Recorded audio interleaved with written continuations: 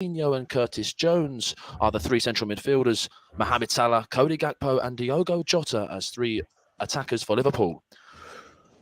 Nottingham Forest, meanwhile, drop Brennan Johnson to the bench, along with Super Eagle Emmanuel Dennis. So the full Nottingham Forest starting 11 is as follows. Keylor Navas in goal. Three central defenders of Felipe, Moussa Niakate, Scott McKenna as the three central defenders. Nico Williams is at right wing back, Renan Lodi left wing back. Three central midfielders, we believe, of Danilo, Remo Freuler and Orel Mangala, and two interchangeable strikers of Morgan Gibbs-White and the Super Eagle Taiwo Iwaniyi. Both Liverpool and Forest need the points, but who has the fire in their belly? Kick-off at Anfield in around just under half an hour. Matt, I guess we come into every game weekend guessing what Liverpool team is going to turn up. What do you think today at Liverpool? What Liverpool side are you expecting to see? I'm expecting to see a dominant one. I think from minute one they have to come out of the traps. They can't be slow. They can't be left in their changing rooms. Nottingham Forest, like you say, they're 18th. They're not doing very well at all. But they can't treat this game as a training game. They still have to come out all guns blazing. They have to come out with full aggression, and they have to, in a way, try and get this game done at half time, so they can maybe rest a few players. It's a team that, they can maybe try and rest a few of their big guns for later games in the running. I'm expecting, hopefully, Jurgen Klopp is maybe starting to turn the key a little bit, and he's getting his team in form. And as for Nottingham Forest as well, I mean, you can't really underestimate. This is a huge game for them today. I mean, every game into the run is going to be a huge game for them if they want to be a Premier League team next year. I mean, in the reverse fixture, Nottingham Forest, they won that 1-0 in October. But this was a very different Nottingham Forest team right now. How worried would you be if you were a Forest fan?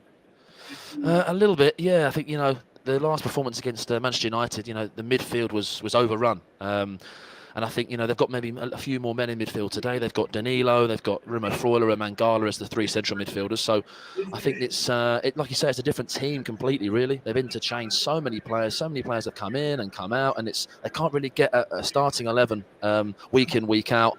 And Steve Cooper signed a long-term contract earlier this season. So, if they're relegated, the questions are, is he sticking around, or is he going to get the sack? No one knows. And I think as a Forest fan, you're quaking in your boots a little bit. Well, thank you very much, Matt Smith. Can't wait to be with you for that game this afternoon. We're going to travel up the table now, and I really feel like that's not something we should be expected to say, because Liverpool, we're so used to them being in second place and first place. You can't get much higher, but this year it can, because it's an Aston Villa team that are travelling to Brentford today, and they have been absolutely phenomenal recently. They've equalled the club record of 5 consecutive Premier League victories set in 1966 and matched 25 years ago. They're flying up the table, and they're near the Champions League places. And covering this one for you today is Matthew Key. Yes, good afternoon, Josh. Good afternoon, Football Live listeners. And as you just said, Josh, you'll struggle to find a better team in form than Unai Emery's Aston Villa. The Villains are absolutely flying at the minute and coming to this one sixth in the Premier League after winning their last 5 Premier League games, including a 3-0 triumph over Newcastle last week at Villa Park. They come into this one 6 points behind the Magpies in 6th place, and just 5 points off the Champions League places. It's no surprise they're unchanged from that big victory over Newcastle. So their team in full is Martinez, Young, Concert, Mings Moreno, Dendoncker, Louise McGinn, and Emi Buendia, Jacob Ramsey, and the absolutely flying Ollie Watkins up top. No one epitomises Villa's good run of form more than the Englishman at the minute. And as for Brentford, well, they've slightly fallen out of the European conversation after a poor run. But in context, they're only 3 points away from matching last season's Premier League tally in what has been another excellent season overall for Thomas Frank's Bees. They make one change from last week's defeat against Wolves, with Jan out in for De Silva in midfield. So the Bees team in full is Raya in goal, Hickey, me, Pinnock, Henry at the back, Jensen, Norgard, and as I mentioned, Jan out in midfield, and Mbuemo, Shade, and Ivan Toney up top. It's a real battle of the English strikers, this one, isn't it? I'm really looking forward to it. It should be good, really good game, this one. Hopefully we get plenty of goals. It's Brentford against Aston Villa at the G-Tech Community Stadium.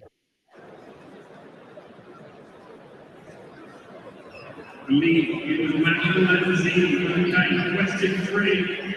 This is it. Good comfortable and now is good. There we go. Straight away with penalty. Here in the first row. Something on the big screen. He is. I mean, I'm glad you brought that up, actually, Matthew, because I mean they've been absolutely phenomenal. These two English strikers, the battle of the two English strikers, and I mean Ivan Toney's been brilliant. I mean, alternating between scoring and not scoring in his last 11 league appearances, one of the top scorers in the Premier League, and the fact that Watkins, who has actually scored 11 times in his last 12 league appearances, how much have they impressed you, both those strikers this year, Matthew? Oh, absolutely massively. I mean, you mentioned Watkins there, 11 and 12. It's only Erling Haaland that scored more Premier League goals than the Villa man since the World Cup break. And I mean, we all know what Erling Haaland's doing. So to be anywhere near his standards is unbelievable. And as for Toney, he's just so consistent all season. I mean, so much of Brentford's goals, but their attacking play comes from him. His link-up play is absolutely superb. And obviously, he missed that penalty last week against Newcastle a couple of weeks ago. It's the first he'd ever missed. But other than that, he's been basically flawless all season. Absolutely baffles me that teams like Chelsea, Man United aren't looking at him if they're not. I mean, he's doing brilliant at Brentford, but he's surely due a big move in the summer or beyond. I mean, and as for Aston Villa as well, Matthew, just a quick word on them, because they're absolutely flying so far this year. Do you think they can get top four? Because they're really close. Well, I mean, it's difficult to argue with it, isn't it? I mean, it's difficult. Games are obviously running out, but 5 wins in a row at the minute, 6 points behind Newcastle, albeit they've played a game more. They can close that gap down to 3 with Newcastle having that big game against Tottenham tomorrow. They'll need a couple of results to go in their favour, but ultimately, if they keep winning games and playing as they are at the minute, they're going to be playing some sort of European football, whatever that is. And let's be honest, with Unai Emery, I'm sure he'd absolutely love to be in the Europa League. I mean, it's his competition, that. Yes, thank you very much, Matthew. Two teams that play absolutely phenomenal football, and it should be an equally phenomenal game. We're going to turn our attention now to the Bundesliga and tonight be Bayern Munich, which is about 10 minutes underway, and it's a Bayern Munich team which entered the month with hopes of winning the treble, but after being knocked out of the UCL and the DFB Pokal, they now only have hopes of winning an 11th straight Bundesliga title, and it is Billy Andrews that's covering this one for you. Yeah, thank you, Josh. And hello, welcome everyone to Mainz against Bayern Munich. And it's Bo Svensson, the student, against his former master, Thomas Tuchel. And he makes just one change from the draw with Cologne, as Jason Lee's preferred to Anton Stack in attack. And as for Bayern, Josip Stanisic replaces Benjamin Pavard, who's suspended. Thomas Tuchel opts for a 3-man defence. Thomas Muller, Sadio Mane and Alphonso Davies were drafted in. Alphonso Davies has since gone off injured and been replaced by Moussa Mazraoui. That's following the draw with Man City in the Champions League midweek. Kingsley Coman and Leroy Sané dropped to the bench, and Eric Maxime Choupo-Moting misses again with a recurring knee injury. An even start so far to this game. Bayern slightly on top, but with that injury to Davies, we'll see how it affects their play. Just over 10 minutes gone, and it's 0-0. Billy, I mean, what has sort of the reaction been like with the Bayern Munich fans and things like that to this poor form? Because obviously I know they weren't the biggest fans of, you know, a Nagelsmann being sacked and then moving over to Thomas Tuchel, and really they were probably right to have that sort of pessimistic attitude, because Bayern Munich really haven't hit the form they were hitting under Nagelsmann. So kind of what's the reaction been, and what are your thoughts on that as well? Well, Oliver Kahn said after Nagelsmann was sacked that the biggest reason was that their goals, the goal of the treble, was under threat, and in the space of 21 days of Thomas Tuchel being there, they're out of the DFB Pokal, they're out of the Champions League, and they're only 2 points ahead of Dortmund in the table, and they're not playing fantastic football. So there's some reservations over whether Thomas Tuchel's the right person, and there's been a lot of murmurings this week as to whether Oliver Kahn and Hasan Salihamidzic, the two big men upstairs, could be on the way out come the end of the season. We'll see more from Billy as we go through today and through today's games. Might see Bayern Munich needing the 3 points as the title race hots up in Germany. We're heading all the way back now to the Premier League and to the opposite end of the table between Leicester and Wolves. These are two teams that are fighting for their life. Leicester are fighting for their life a little bit more than Wolves because the fact that they can equal today a club record of 5 successive home defeats. The last time they did that between January and March in 1959. They've really fallen from the heights of the last few years, but they've got a new manager today, Dean Smith, who is under the helm. And as for Wolves, well, they've gone a little bit undetected because under Julian Lopetegui, they've taken 24 points from 16 league fixtures. Only 7 teams have fared better since his arrival. So maybe Lopetegui should be getting a little bit more credit than he deserves. But either way, both teams desperately need 2-3 points today, don't they, Richard Bond? Good afternoon, everybody. Good afternoon, Josh, and welcome to King Power Stadium this afternoon. We have a huge match in the relegation race where we have Midlands Derby between 19th place Leicester, 13th place Wolves. As you say, Leicester have got a new man in place, Dean Smith. He faces a massive task to keep the Foxes up, faces a critical week this week with today's match followed by another 6-pointer against fellow strugglers Leeds on Tuesday. Last week's 3-1 defeat to Man City in Smith's first game left his sides 2 points adrift in 17th. And today, he's responded to that with making 4 changes for this one. Big news is there's no James Maddison in the Leicester squad. Big blow after coming down with illness, whilst top scorer Harvey Barnes is also unavailable with a hamstring injury. However, Kelechi Iheanacho came off the bench last week to score a consolation goal. He leads the line, paired with Jamie Vardy, while also there's a start for Patson Daka and the Brazilian Tete in an attacking lineup, whilst Boubakary Soumare comes into midfield. After taking 10 points from the last 18, a win for Wolves today will put them close to safety and another season of Premier League football. Last weekend's 2-0 victory over Brentford put daylight between Lopetegui's side and the chasing pack, and a 7-point cushion on the bottom 3. You think it's nearly enough for them. Spaniard now will know victory against the Foxes should be enough to stay up. However, they'll have to do something they haven't done in the Premier League in 5 attempts, not just achieve a victory against Leicester, but score at the King Power. These lineup for visitors, surprisingly, is unchanged. Diego Costa's shaken off the knee knock and leads the line, scoring his first club against the Bees.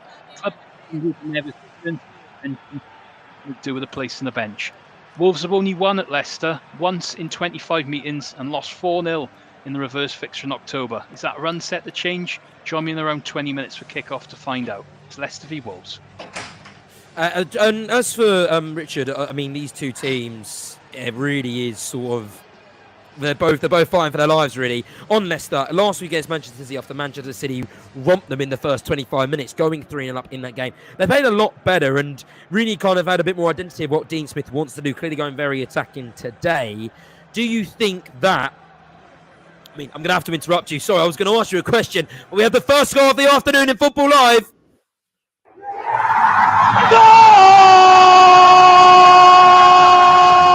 The goals, powered by NairaBet.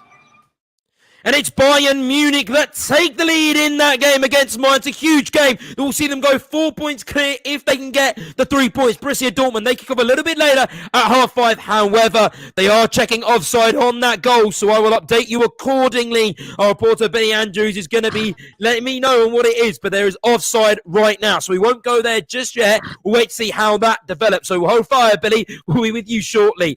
I am going to quickly go back, though, to Richard Bond, just to get a quick word on Leicester in terms of them. And Richard, what do you think about Leicester? And do you think they're going to stay up this year?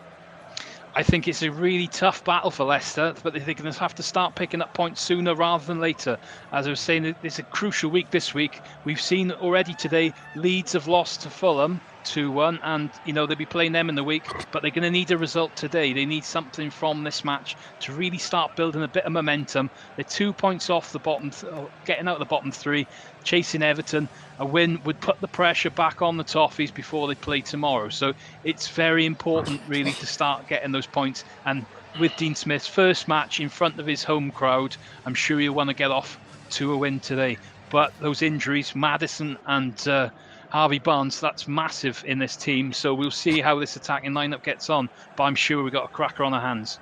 Yes, that's exactly what I want to hear. Richard Bondler's promise is a cracker. Let's hope that it is going to be exactly that. No goal in the Bayern Munich game either. It has been ruled out for offside. Well, we will be billing Andrew shortly to get an update on that. Right, for now, we're going to bring in our NairoBet betting expert, though, because it is Aya, who is always with us every weekend. He's a great voice to have around. And Aya, welcome. How are you? Are you okay?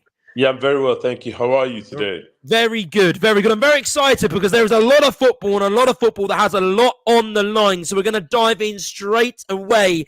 And I want to start with probably our headline game today. Manchester City v Sheffield United, a game that you're probably assuming is going to have odds that are very, very heavy towards Manchester City being the favourites. But what do you think on that? Well, it's no surprise that Manchester City are 1.15 favourites with NairoBet, and Sheffield United are a massive 17.00. If you fancy a draw, it's 8.00. You would expect Manchester City to win. You expect them to win by a few goals. You're not going to get rich backing them at 1.15, but Manchester City are so impressive right now. They are in some scintillating form. Their form is ominous for Arsenal, for the rest of Europe. It looks like this is the season everything is coming together for them. But you think they're going to win this game and win it very well. Over 2.5 goals is 1.44. You ain't going to get rich backing that either. But if you're going to go big and think Manchester City will score up to 5 goals, remember they put 7 past Leipzig and put 3 past Leicester last weekend. They are in fine goal scoring form. And Haaland was an absolute monster of a player. If you think they're going to score up to five goals in the game, over 5.5 goals is 6.00. And I think they can do it. Manchester City are so impressive right now. I think that's a very good thing. Not a prayer for Sheffield United, I must say. Hang on, because I'm about to have a stat that might make you a little bit interested, or maybe back in the Sheffield United, because Sheffield United actually have a really good record against Manchester City in the FA Cup. They've beaten the blue side of Manchester in their previous 4 meetings in this competition. So that gives Sheffield United a little bit of hope. But the fact that you're saying back the Manchester City in terms of all the goals that they're going to score today, I think that's a really good place to go, because Man City, well, they have beaten every opposition they face in this competition by an aggregate score of 14 goals it's to 0. ridiculous. They're too good. They score for fun. So that is a really interesting place to look at. We're going to move on quickly, though, because, we've got so many games to get through. And we want to start with a couple of the Premier League games today. And actually, Leicester v Wolves, because this is a game that has so much on the line. How is that affecting the odds today? Leicester and Wolves, with Maddison and Harvey Barnes missing, Leicester have now gone to 2.40 from 2.20 they were about an hour ago or 2 hours ago before the lineup was released. So now they are 2.40. Wolves are 3.10 and the draw is at 3.30. It's a strange one with Leicester, to be honest, because they've got so many fabulous players, but they've given up. The work rate is gone. They look like a team in disarray. They didn't have a manager in place before they sacked what's his name, Brendan Rodgers, and Dean Smith came in late. Wolves are impressive under Lopetegui. They've been doing well recently, and I would fancy Wolves to go to King Power and beat them at 3.10 with NairoBet. That they don't concede goals. Wolves don't concede so many goals. So if you want to back them at under 1.5 goals, it's 3.00. That's good. I mean, that is because I would Wolves... be going for the win markets at 3.10 for Wolves there. I mean, I think that's a good place to go. But, I mean, Wolves, they've only won one of their last 25 league away games at Leicester. So that is definitely a key place to go. I know, before we have to leave you, I just want to get a quick word. Arsenal yesterday drawing 3-3 against Southampton. The title is slowly slipping away from them. What are the odds there, if you could quickly tell us, on the Premier League title? It was an absolute disaster class. I'm hearing in my ears I've got about 20 seconds left. Basically, what it means now is that Manchester City are clear favourites, odds-on favourites. They are 1.22 to win the Premier League. Just slightly over, so it's 1.22 to win the Premier League. Arsenal have drifted to 4.00 from 2.00. That's how devastating the results were last night. And if you still fancy Manchester United, 501.00. Thank you very much, Io. A pleasure as always. We'll be seeing you tomorrow. Thank you to our NairaBet betting expert. And from Io to Femi, because we are now going to hand over to Nigeria.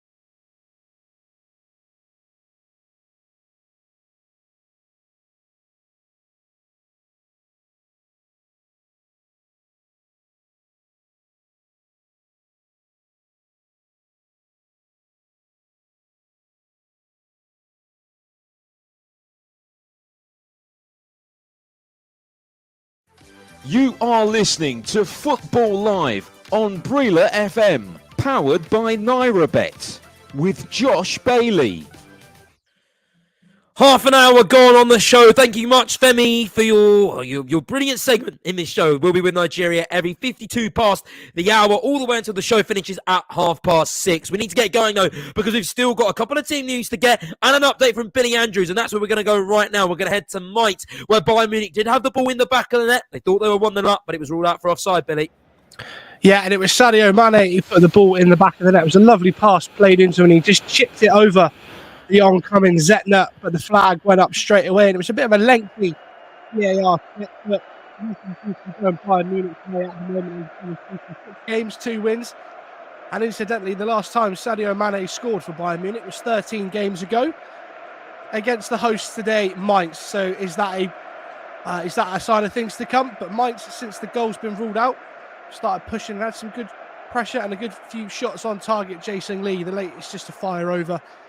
But we are nearly half an hour gone, and it's still 0-0.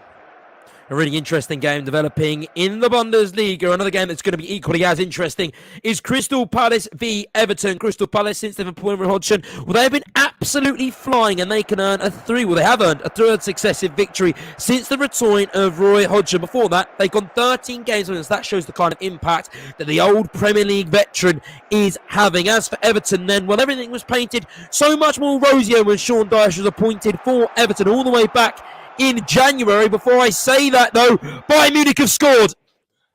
You are listening to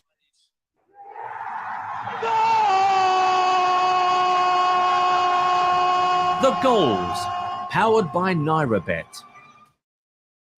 Yes, and it is Bayern Munich that lead in that game. And to Billy Andrews, tell us more about the goal. The Goals, powered by NairaBet. Yeah, and I did say, would it be a sign of things to come for Sadio Mane? Moments later, he puts the ball in the back of the net. A lovely cross from Joao Cancelo. And after 13 games without a goal, his last coming against Mainz, Sadio Mane has put Bayern Munich 1-0 up against Mainz. Just over half an hour gone. And the Bayern bosses in the stands, stoic as ever. Oliver Kahn will probably be a bit relieved. Just over half an hour gone. It's Mainz 0, Bayern Munich 1.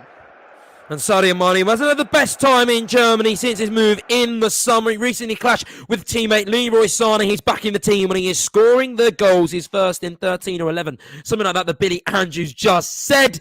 But there we go. Huge for Sadio Mane. Hopefully that'll do his confidence the world of good. We're finally now going to get to Kendall Rowan, because we've been meaning to get through all afternoon. All the Premier League games have now kicked off, by the way, apart from Crystal Palace v Everton. So it's perfect time to go over to Kendall. Please give us the team news. Yes, good afternoon, Josh and listeners. Well, I may not be the pick of the weekend, similar to this game, because I really doubt it's going to be the one that everyone's tuning into, unless you are a Crystal Palace or an Everton fan today. But we'll see what happens here at Selhurst Park this afternoon. Roy Hodgson's side obviously looking to extend their winning run to 4 games. 3-3 for Roy at the moment, who was maybe or maybe not a big shock return coming out of retirement after the sacking of Vieira. And sticking to a winning formula, there are no changes to his squad today after their 2-0 win over Southampton last weekend. So the Crystal Palace team, we've got Johnson in goal, Ward, Anderson, Gahey and Mitchell making up the back 4. Eberechi Eze in midfield, who really impressed with his brace against Southampton. Czech Decore and Jeff Schlupp complete in the midfield. Michael Elise, Odson Edouard and Jordan Ayew complete the lineup for Palace today. They are likely to stay 12th even with a win today, as it would put them on the same points as Chelsea, which is 39 points, 1 point off the classic 40-point safety, unless we see a big scoreline here, because they are 6 goals behind Chelsea if they do win today. A little bit further down the table in the opponents, Sean Dyche's side, they'll be looking to climb the table and leapfrog Leeds, who have just lost at Fulham in the early kickoff. They are on the same points as Nottingham Forest at the moment, who have a really, really hard fixture up in the northwest at Anfield today.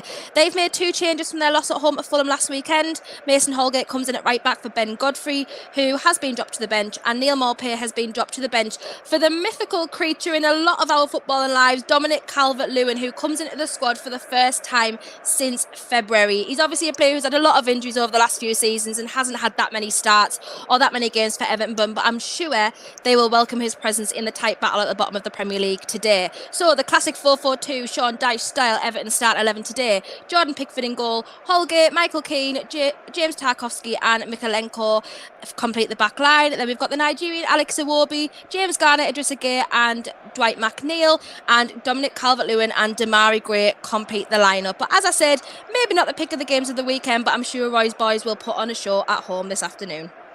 Hey, Kendall, I mean, I'd like to say I'd have to disagree with you, maybe just slightly. I don't like to do that, but Crystal Palace v Everton, I mean, Crystal Palace playing some absolutely phenomenal football right now. I mean, you've got to think of Eze, Elise, Zaha, both are absolutely playing out their skins. Thank you very much, Kendall. 3 minutes gone, and all across the Premier League games, 1 minute, 40 seconds gone in that game. That's all the Premier League games, and should we go to John now, shall we? Because he can tell us a bit more of his betting experts and a bit more of his tips for today. The latest big match odds with NairaBet. Yes, the latest odds from NairaBet, the English Premier League. We just kicked off. Brentford against Aston Villa, still 0-0 at all the games. Just keep you aware. Brentford are 2.70 to win at home. The draw is 3.25, and it's just gone down to Aston Villa to 2.75. As for Palace Everton, Palace just gone up to 2.0. The draw is 3.25, and it's just gone up for Everton, 4.33. As for Leicester Wolves, Leicester just gone down to 2.38. The draw is 3.30, and Wolves win is 3.10. As for Liverpool, well, the win for Liverpool is 1.20, and the draw is 8.00. And the Forest away win is a staggering 13.0. Just quickly in the Bundesliga, we played about 35 minutes in 4 of our games. Bochum-Wolfsburg is suspended. At the moment, it's Bochum 0, Wolfsburg 3. In fact, there was the goal in Wolfsburg, so Bochum got a mountain to climb. If you fancy them turning the game around, 6-7.0 for the home win, 23.0 for a draw, and a suspended for Wolfsburg as expected. Mainz, they're losing at home to Bayern Munich. Mainz are 17.0 to turn it around at home, 7.50 for a draw, and 1.17 for Bayern Munich away win. Hertha Berlin as well, they're losing at home to Werder Bremen by 2-0. If you think Hertha Berlin can turn it around, 19.0 for a home win, 9.50 for the draw, and it's just gone down for Werder Bremen as expected to 1.13. And finally, Hoffenheim, they're losing at home to Cologne by 1-0. Now, if you fancy Hoffenheim to turn it around, is 6.0 for a home win, 3.80 for the draw, and it's 1.67 for home win, away win for Cologne. Of course, all these odds from NairaBet.com, and is all subject to change. Yes, thank you very much, John. When we were with John throughout the show, he's going to be giving us his betting opinions, and also he's going to be giving us his football opinions as well, because we're going to be discussing all the happenings across the football world, and especially the Arsenal game, because that was a huge defeat, or say a defeat. It basically was. They managed to rescue it, get back to 3-3 in that tie. But it's not looking good if you're an Arsenal fan for them right now. We're not going to worry about Arsenal, we're going to worry about the Premier League games that are happening right now across the UK. And we're going to go to Anfield first. It's currently 0-0, 6.5 minutes gone there. Matthew, how's it going? Well, Forest has started relatively sharp. The first 2 minutes, they had an early free kick. It came to no avail, but Liverpool seem to be on a high press when they lose the ball. 6 minutes in, Liverpool are maybe controlling the possession, as we expected. Nottingham Forest have got all of their 10 outfield players in their own half. They're happy to sit and soak up the pressure. The tempo is slow that I'm watching right now. The tempo is quite slow. Liverpool looking for the little gaps that Forest might leave behind. And I think Forest are maybe going to play on the counter-attack. I can guess they're going to soak up the pressure, and when that opportunity arises, they're going to pounce. Gakpo had a shot just pulled wide. But it is, 7 minutes played. Liverpool 0, Nottingham Forest 0. Thank you so much, Matthew. I mean, Matthew, I'll have another word on Liverpool. I mean, how would you be feeling for a Liverpool fan kind of on this season, looking back last year? They were in the FA Cup semi-final. They wanted to win the FA Cup that time around. It must be really disappointing to be a fan of Jurgen Klopp and his team this year. Yeah, I think so. I think, they're expecting a lot, bigger things than what's happened this season. They're they're fighting for European spot, and not just Champions League spot. A Europa or a UEFA Conference League. They're looking for some sort of European football. I think Liverpool fans, they're expecting bigger things next season. They need to get European football first and foremost this season, and I think that is the main job on Klopp's hands at the moment. Win this game, every game one step at a time. If they can get European football, it's a good little comeback. But Liverpool fans should not be having this in their minds of, oh my goodness, we might not be playing European football next year. It is true. You always expect Liverpool to in and around Europe. Disappointing season for them. They've still got an opportunity though to get Champions League or Europa League or something better. But anything higher than that probably is not going to be in the ability for Liverpool this year. 0-0 gone, 9 minutes gone in that game. We're going to head over now to Brentford v Aston Villa, the clash of the two teams that are overachieving, shall we say, this year. How's the opening 10 minutes gone there? It's been a really bright start, Josh. Both teams playing some really nice stuff, keeping the ball down, keeping it on the floor and looking to play through the lines. Brentford probably had the best chance of the game, had less of the ball, but as you know, the counter-attack for them, always such a threat, and it was Tony who found himself in a bit of space on the left-hand side, slipped in Mbuemo, but before he could get his shot away, it was blocked very well by Tyrone Mings.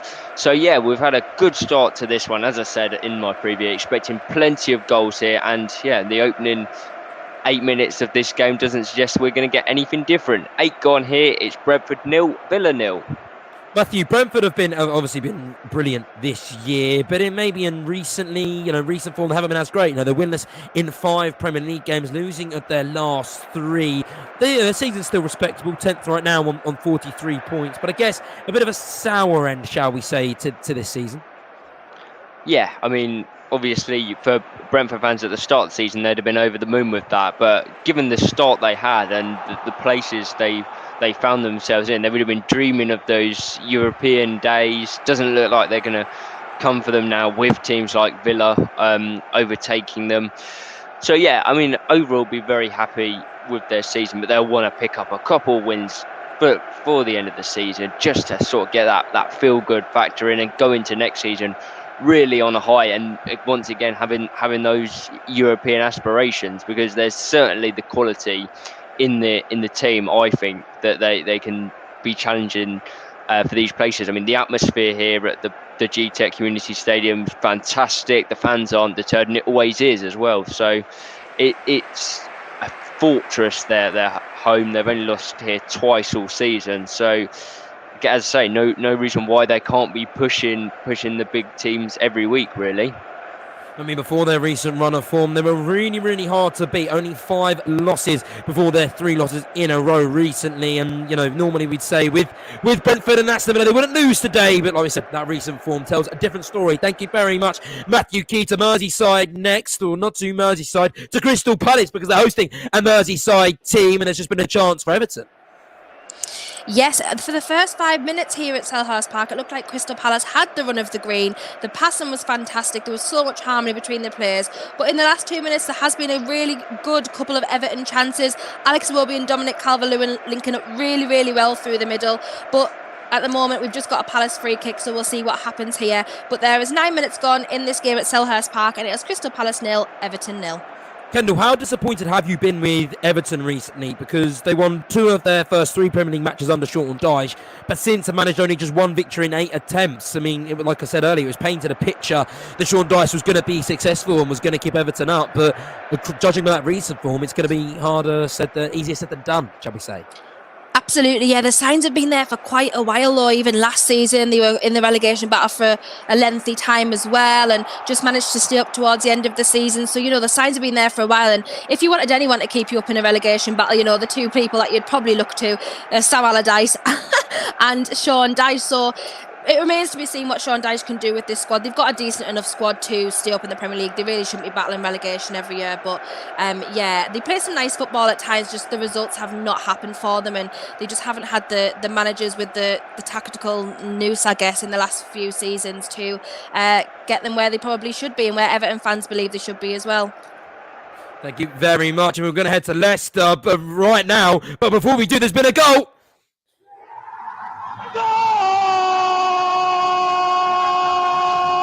The goals. powered by NairaBet. Yes, and it is the Leicester, but it's not for the home team, it's for the away team. It's a fast start for Wolverhampton, and they have taken the lead 1-0 against Leicester in Dean Smith's first home game as Leicester manager. But it's not the start that he would have wanted. I mean, how we say we're really surprised because Leicester, they can equal today a record of 5 successive home defeats. The home at form has been absolutely shocking, so there really should be no surprise that Wolves have taken the lead in that game. It is Kuna with the goal that puts the team in orange in front. The goal is confirmed. It's Leicester 0, Wolves 1. The other scores around Europe then are as followed. We're going to start in Ligue 1.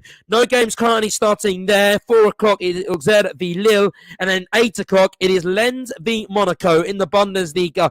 Bochum, well, they are losing 3-0 to Wolfsburg. Hertha, they're losing 2-0 to Werder Bremen. Hoffenheim are also losing 2-0 to FC Cologne. Loads of goals in the Bundesliga in the first half of those ties in Germany. And then Mainz, they're losing 1-0 to Bayern Munich.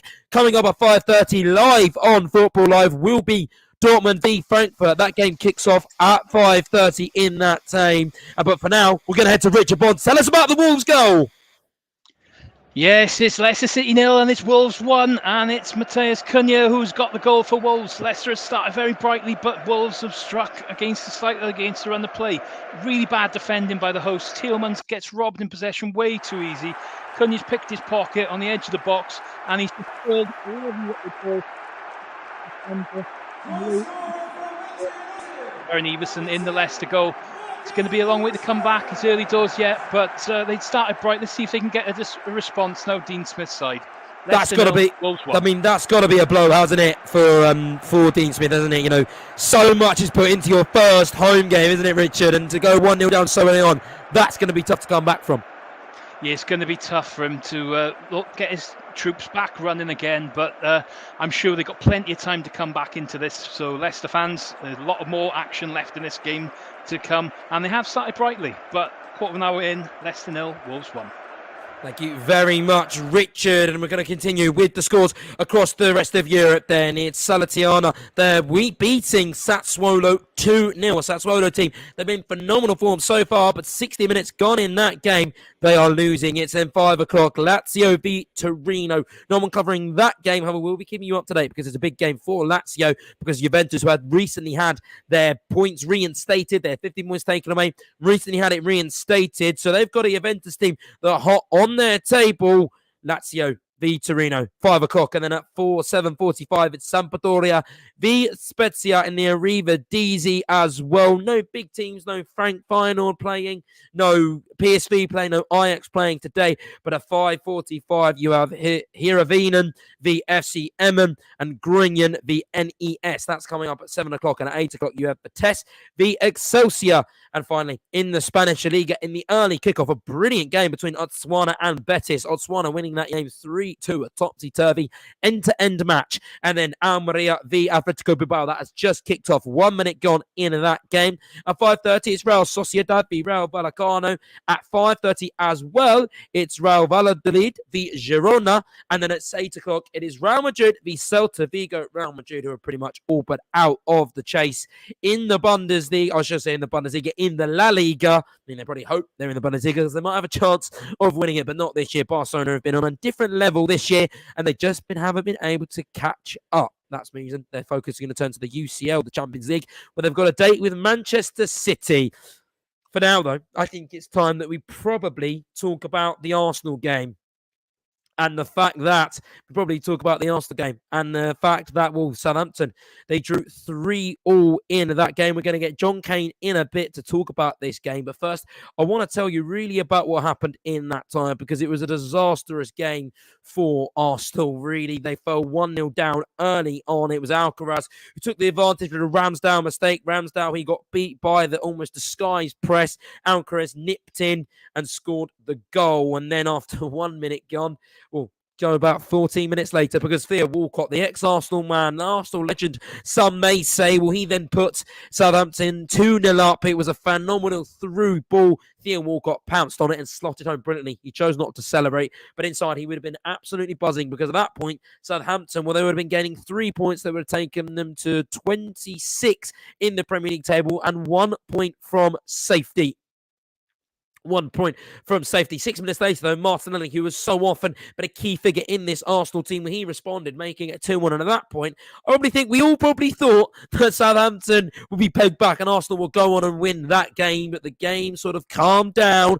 And at 6 minutes in the second half, Kalete Carr, who came on as a substitution when he got his head on from a corner, a mistake at the back post, a flick on. Kalete Carr, no man around him, headed into an empty net. It was 3-1 at that point, and by that stage, Arsenal fans were thinking the worst. They were thinking about how the fact that Manchester City will win their 2 games in hand, well, they would have been about 3 points off of City. However, Odegaard, the captain of Arsenal, he did what all captains do, and he put Arsenal on his back and dragged them in to within a breathing distance of Southampton, a chance of getting something into this game, because he made it 3-2, and then that really did kind of beat them into life, shall we say, and put the heartbeat in the team, because Saka on 19 minutes made it 3-0. It was a phenomenal turnaround, and a turnaround that Arsenal have been used to seeing recently. You think about the game at Bournemouth, you know, when they came from 2-0 down to win 3-2 in that game, or the game against Aston Villa where they came from 2-1 down to win 3-2 in that tie. They've been on the wrong end of some comebacks recently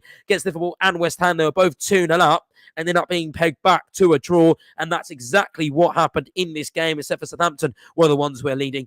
They did well to get themselves back into it, Arsenal, but it really just is a case of what could have been. Is it a case of 1 point gained or 3 point lost? That's the question that I'm going to be asking John Kane when we come back from a Football Live ad break, which is going to be very shortly. Before we do that, though, we'll just update you with some of the Premier League scores. 20 minutes gone. It's Brentford 0, Aston Villa 0, Crystal Palace 0, Everton 0, Leicester 0, Wolves 1, and Liverpool 0, Nottingham Forest 0. We've heard all through our reporters, and after the ad break, we will be hearing through them more because we tried to get as much action as possible to you. And don't forget as well, at 4:30, it's Manchester City v Sheffield United. The big game, and it's only live once. It's on Football Live. Will the Serie A top scorer strike again? After his stoppage time consolation goal against Milan in the Champions League semi-final, Victor Osimhen is back playing in Italy tomorrow when Napoli take on Juventus in Turin. The Nigerian superstar has 21 goals in the league so far, and for every goal he scores in this match, our partners at NairaBet will give you a 500 Naira free bet. So if he scores a hat-trick, you will have 1,500 Naira to play with. Get involved and visit www.nairabet.com/bonus for more info. Minimum acca stake required is 500 Naira. 18 plus only. Please gamble responsibly. 4 hours of football every Saturday and Sunday on Brila FM with Football Live. But it always starts with us. All the key action from around Europe's top leagues. Wow. Just wow. Manchester United versus Brighton and Hove Albion in the FA Cup tomorrow. Exclusive coverage on Football Live. And Liverpool take on Tottenham Hotspur in the Premier League next Sunday. Covered exclusively right here on Brila FM by Football Live.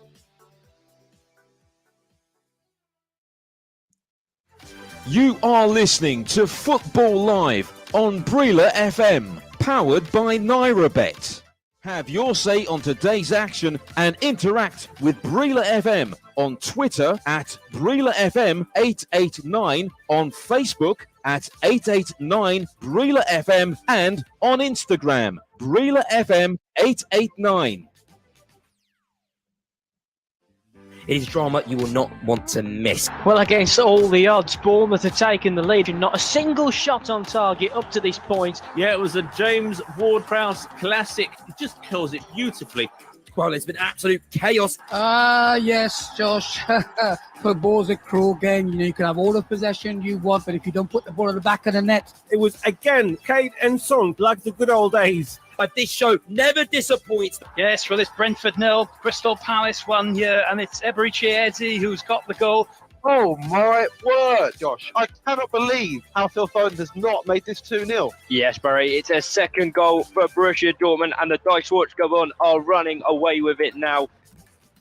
Today's show is powered by Hollandia and Chivita. It's also worth noting as well the fact that Fulham, they defeated Leeds 2-1 earlier, a real dent to Leeds' survival hopes. We'll be discussing that later. But for now, let's focus on the future and not on the past, because it's Liverpool that are currently drawing 0-0 with Nottingham Forest. Matt Smith is on this one for you. Seems like there's not been a lot of action in the opening 25 minutes, Matt.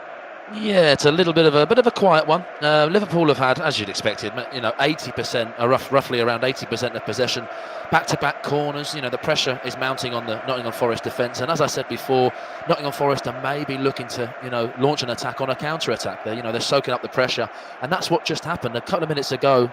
Liverpool have got all the build-up play, they've got all the possession, but a little bit sleepy from Virgil van Dijk. Virgil van Dijk lost the ball in a little tussle with Taiwo Awoniyi, and the ball fell to Morgan Gibbs-White. It was a bit of a half chance, but it's the first shot on target for both teams in 22 minutes played. So, the build-up is there, but this game has not only had one shot on target. It's not a great watch, but Liverpool have got 80% of possession. So it's all Liverpool. It's 23 minutes played. Liverpool 0, Nottingham Forest 0. I mean, I can't say we're really surprised with the fact that Steve Cooper's side have only scored 5 goals in 15 away league matches this season. That is not a good stat if you're a Nottingham Forest fan, but so far so good. You're not losing, and that is the most important thing. A point away from Anfield with a point that you'd hold very, very dear.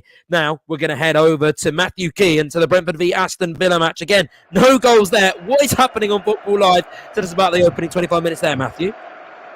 Well, a bit like at Liverpool, it seems. It's been fairly quiet here. A couple of half chances, but nothing really major goal malfunction. Though we have had just a bit of an incident, as you've come to me, where Brentford have had a corner, which Villa have half cleared. A Brentford shot has been charged down, and then it was Norgard who's stopped the counter attack. Really, Villa starting to break. A couple of them go forward. It wasn't massively in anything in it, but he came in from behind, got the foul on Ramsey, and he was booked for it. But the Villa fans really weren't happy with the challenge. I've had a look at the replay. It didn't look to be anything particularly malicious in it. But yeah, Villa players weren't happy with that. He's been booked, Norgard, but yeah, maybe a bit of tempers flaring might liven this game up. As I say, it's two good teams, so hopefully goals shouldn't be too far away, but we've played 25 now and it's still Brentford 0, Aston Villa 0.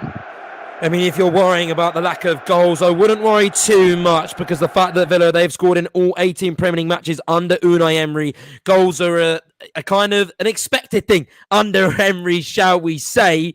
So let's not panic too much. But 0-0 between Brentford and Aston Villa. Then let's think that Aston Villa will score. Let's hope. Let's pray. We love goals on Football Live. We have our goals in the Leicester v Wolverhampton match. Leicester are losing 1-0 in that game. As I mentioned already, it's Dean Smith's first home game in charge.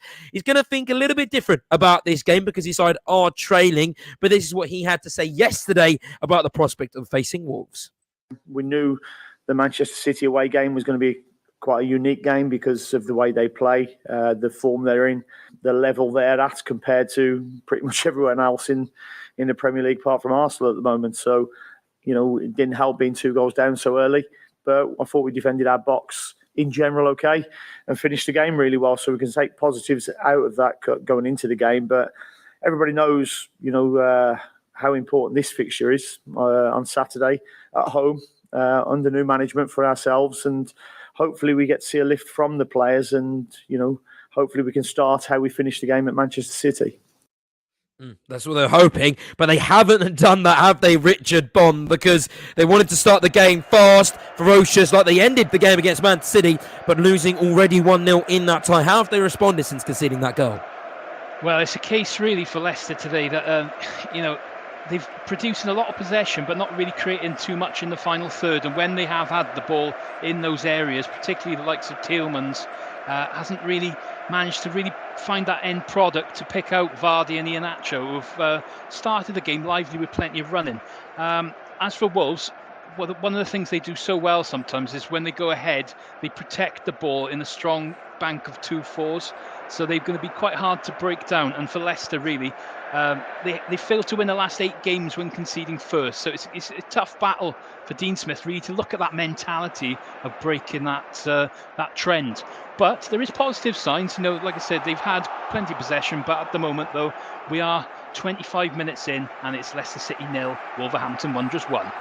I mean, scoring goals in the first half of Wolves is also a novelty, because they've only scored 7 of their 18 Premier League goals under John Lopetegui have been by substitutes. The fact that a lot of the goals they score are normally in the second half, and they're normally players that aren't already on the pitch. Thank you very much, Richard Bond. Back to Matt Smith now, because Liverpool have just had a chance. Yeah, they have indeed. I was just about to say, Trent Alexander-Arnold and Andrew Robertson, sort of the key men in this game so far. There's a lot of action down the wings. I think they're trying to, try and maybe get into the gaps that are left behind from the Nottingham Forest fullbacks, that are bombing on. Nottingham Forest have a back 5, so those fullbacks have got the license to bomb on, and they leave gaps behind, which is what Trent Alexander-Arnold and Andrew Robertson are doing. And it was a free kick from Trent Alexander-Arnold, the latest chance, and he's whipped it in. And Virgil van Dijk has risen like a salmon, and he's forced a very good fingertip save from Keylor Navas. It went out for a corner, but nothing happened from the corner. Liverpool look dominant. They're looking for a goal in the final third. They're a little bit tetchy, a couple of mistakes at the back and in midfield, loose passes, similar to Manchester United against Seville in the Europa League. They're making these silly mistakes, and Nottingham Forest only need one chance. It's still 28 minutes played. Liverpool 0, Nottingham Forest 0. A slow burner, shall we say, in that game. Thank you very much, Matt Smith. Now to Crystal Palace v Everton. And before we get there, I think it's good that we hear from Sean Dyche, because 0-0 currently in that game. So he's not going to be too discontented with how the opening half an hour has gone in South London. But this is what he had to say about the prospect of travelling to London this afternoon. I would say, Roy, top fella. Always like his company. Ray Lewin, who, is one of the best managers I worked under. Got a lot of respect for him. I know that goes out the window when the whistle blows, but they've gone in and gone back to what they do with a group they pretty much know anyway, or certainly half of the group there they know anyway. So, yeah, we've got to be aware of how they've changed it, which we are. We'll make the players aware of that and react on top of that and go and, take on the challenge. It's challenging as must be, because as we said, Crystal Palace are playing phenomenal, and the fact it becomes even more challenging with the fact that they haven't won in 14 successive away matches in all competitions, and for the first time since a run of 24 in September 1979, December 1980. They're in unknown territory right now, Everton, Kendall. I mean, how have they gone so far? Have they gone so far? Because it's 0-0, doesn't seem too bad. Yeah, Crystal Palace seem to have had most of the possession here. I think in the last 10 minutes they've had 78% possession. Everton have had a couple of half chances, and Crystal Palace's chances haven't been that great either. Michael Elise and Tyreek Mitchell have been putting some fantastic crosses in, but unfortunately nothing's been coming of them, and Tyreek Mitchell has just had a decent chance, but skied it all the way over to the bar, so it went to an Everton goal kick. He has also, everything's happened for Tyreek Mitchell this afternoon, and he has also just received a yellow card for a nasty tackle. There has been a couple of silly fouls being put in this game, but it's still, at the moment, there's 28 minutes gone, and it is still Crystal Palace 0, Everton 0. Kendall, before I let you go, a quick word on Roy Hodgson, because when he was appointed, Vieira sat and Hodgson was appointed, it was all doom and gloom. It was the fact that Roy Hodgson's coming back. He's going to play this defensive, horrible football to watch that bores the living daylights out of every fan. But the fact is that they've scored 9 goals in 3 matches since Hodgson returned. How impressed have you been by Crystal Palace under Roy Hodgson's tenure? I have been so impressed with Crystal Palace over the last 3 games since Roy came in. Yes, all the talk about Roy and kind of the classic managers of maybe a different era to the younger managers that we get these days, and they always get the stick, but honestly the turnaround's been absolutely phenomenal. I was gutted personally for Patrick Vieira, another up and coming manager, when he got sacked, and he just didn't have the right skills and tools at the time to get Crystal Palace playing the way that he probably wanted to. But Roy's come in there. Their passing is so lovely. Their link-up play is fantastic. When they attack, they look so strong. Everton are almost having 8 men in the box at any time to try and stop a Crystal Palace attack. So obviously they're doing something right. And Roy, with his 3 wins in 3, hoping to make it 4 today. He's doing a really, really good job. So big up to Roy Hodgson, man, because I know that there was a lot of talk, but he's doing an absolutely phenomenal job here. Thank you very much, Kendall. You've got to say one more win for Crystal Palace would pretty much all but guarantee them safety if you don't think they're safe already. Back to Wolves now, who are, right now, if they get 3 points, will probably be safe. So Richard Bond, and they've just had another chance to double their advantage. All of a sudden, Leicester are really hanging in there. Really, it's still Leicester 0, Wolves 1 at the moment. Now 27 minutes gone, and it was Pablo Sarabia this time. He's cut inside from the left, and he's just bashed a shot right across from just outside the box. White Fice has just put in a great block, and then went out for a corner. From that resulting corner, the ball came in, fell to Dawson, then inside the box. A bit of a scramble as we were looking, and it's Sayuncu, the other centre-half, has put a crucial block in. If Leicester do turn it round, really, you're looking at those 2 big centre-halves putting some really good, crucial tackles in this game at the moment. But at the moment, though, it's Leicester 0, Wolves 2, 32 minutes gone. Thank you, Richard. To Billy Andrews next to give us the half-time report between Mainz and Bayern Munich, a game that has seen Bayern take a crucial 1-0 lead there, Billy. Needed the points at the moment if they're going to win their 11th straight Bundesliga title in a row. And it's almost started off fantastically. Sadio Mane played in with a fantastic through ball from Leon Goretzka, chipped it over Robert Zettner, but the flag went up straight away. He hadn't scored in 13 games since he scored against Mainz at the Allianz. And a few moments later, a lovely ball in from Joao Cancelo. And who was there? Sadio Mane to head it in at the back post. Mainz slowly started to get back into the game, and Onisivo was through on goal, but he lost his footing and tripped under pressure from Josip Stanisic. But at half-time, as the players come out for the second half, it's still Mainz 0, Bayern Munich 1. A very important second half coming up in that tie. A very important first half between Liverpool and Nottingham Forest. And Liverpool are really upping the pressure, aren't they there, Matt? They are indeed. They just had the biggest chance yet. It's a corner. Again, another set piece from Trent Alexander-Arnold. That's where the danger is. And he's lofted it into the box. He's whipped it in. And Virgil van Dijk again has got up above everybody else. And he's nutted it right down towards the goal line. But Neco Williams is there to clear it off the line. Nottingham Forest can take a sigh of relief. That was very close to being 1-0 to Liverpool. But it remains after 33 minutes. Liverpool 0, Nottingham Forest 0. Thank you very much, Matt. And now it is time to bring in John Kane, our resident betting expert, our resident football expert. What is there that he can't do? John, come in, please. How are you, mate? Are you okay? Yes, good afternoon, Josh. Thank you very much.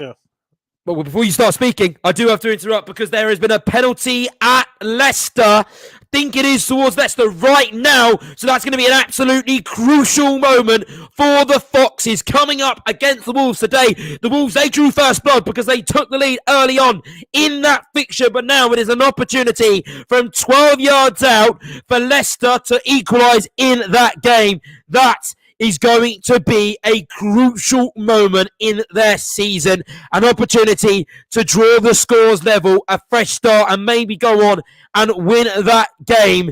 A big moment in Dean Smith's tenure. He's been brought in to get results, to keep the Foxes up.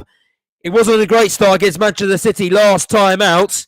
He's looking to kind of amend, shall we say. Leicester 0, Wolves 1. The penalty is currently being taken. We will be with Richard Bond when the news of that goal goes in. It's taking a while right now to see if the goal goes in. Around the Premier League as well, the other scores are as followed. It's Brentford 0, Aston Villa 0, Crystal Palace 0, Everton 0, Liverpool 0, Nottingham Forest 0. But I say that Everton have just had a chance, Kendall. Yes, the Nigerian Alex Iwobi, absolutely fantastic shot from quite a long range, but unfortunately it was saved by Sam Johnson and pretty easily saved. But at the moment, Everton haven't got the run of the green. They haven't got the most possession. They haven't got the most people on the ball, but they have had probably the best 2 chances of the game so far. But at the moment, we are 34 minutes gone, coming into the 35th minute, and it is Crystal Palace 0, Everton 0. Thank you very much, Kendall. This is going to be an absolutely huge opportunity for Leicester. The fact that, well, like we said, they haven't won in 5 home games, and they've actually lost in 5 home games in a row, and they've actually only just taken 1 point from their past 9 Premier League games. However, they have scored.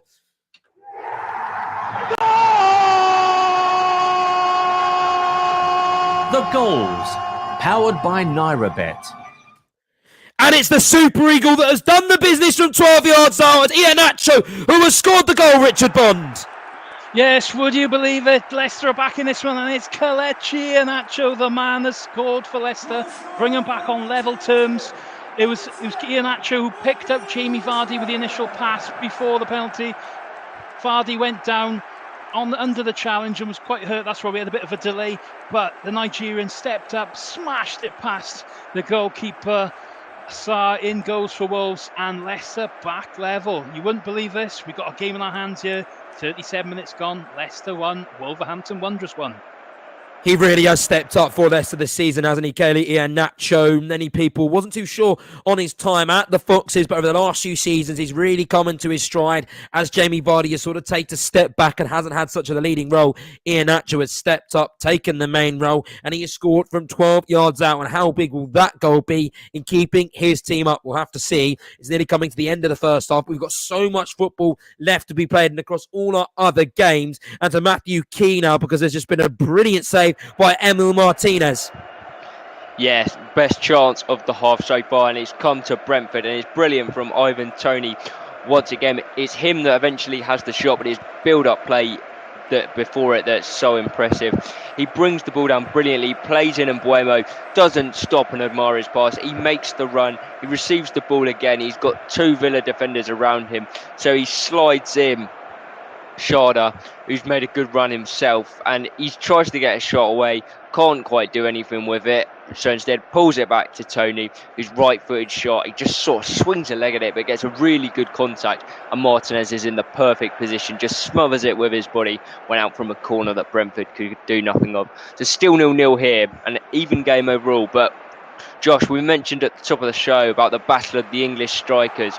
Here's a stat for you. Ollie Watkins so far has had 5 touches in this game, so definitely Ivan Toney that's on top in terms of that battle, but scoreline still remains the same. It's 38 gone, it's Brentford 0, Aston Villa 0. It doesn't matter if one striker has more touches than the other. They're both going to be very disappointed if they can't get on the score sheet today, and they'll be very frustrated so far because either team is yet to draw first blood in that tie at the G-Tech Stadium, as Matthew said there. Brentford 0, Aston Villa 0. That game is also coming into half-time. In the Bundesliga, the half-time has been and gone, and right now, all the away teams are currently winning. Bayern Munich are winning 1-0 against Mainz. Bochum, they're losing 3-0 to Wolfsburg. Hertha Berlin are losing 3-0 to Werder Bremen. Hoffenheim are losing 2-0 to Cologne. And as we mentioned, Mainz losing 1-0 to Bayern. You don't normally see that a lot, do you? All the away teams winning. But football, it does a lot of things that surprise you. And as we say that, Werder Bremen, they have just tripled their advantage at Hertha, really condemning Hertha's fortunes in the Bundesliga, isn't it? Languishing dangerously near the relegation zone. And after losing 3-0 to Werder Bremen, it's not going to be looking pretty in the capital. Across the rest of the scores in Europe, Salernitana are beating Sassuolo 3-0, which, as mentioned, is a phenomenal result for them because Sassuolo have been in brilliant form recently, and right now in the La Liga, Osasuna beat Real Betis earlier in the day 3-2. Fantastic game there. And Almeria, well, they are also losing at home. Atletico Bilbao winning 1-0 in that tie. 26 minutes gone. Where are all the goals in the Premier League? Only one tie has goals. That's Leicester v Wolves 1-0. We just heard from Richard Bond. Kelechi Iheanacho equalising there. It's 0-0 between Liverpool and Nottingham Forest, but Liverpool, they're getting dangerously close to finding the lead, aren't they, Matthew Smith?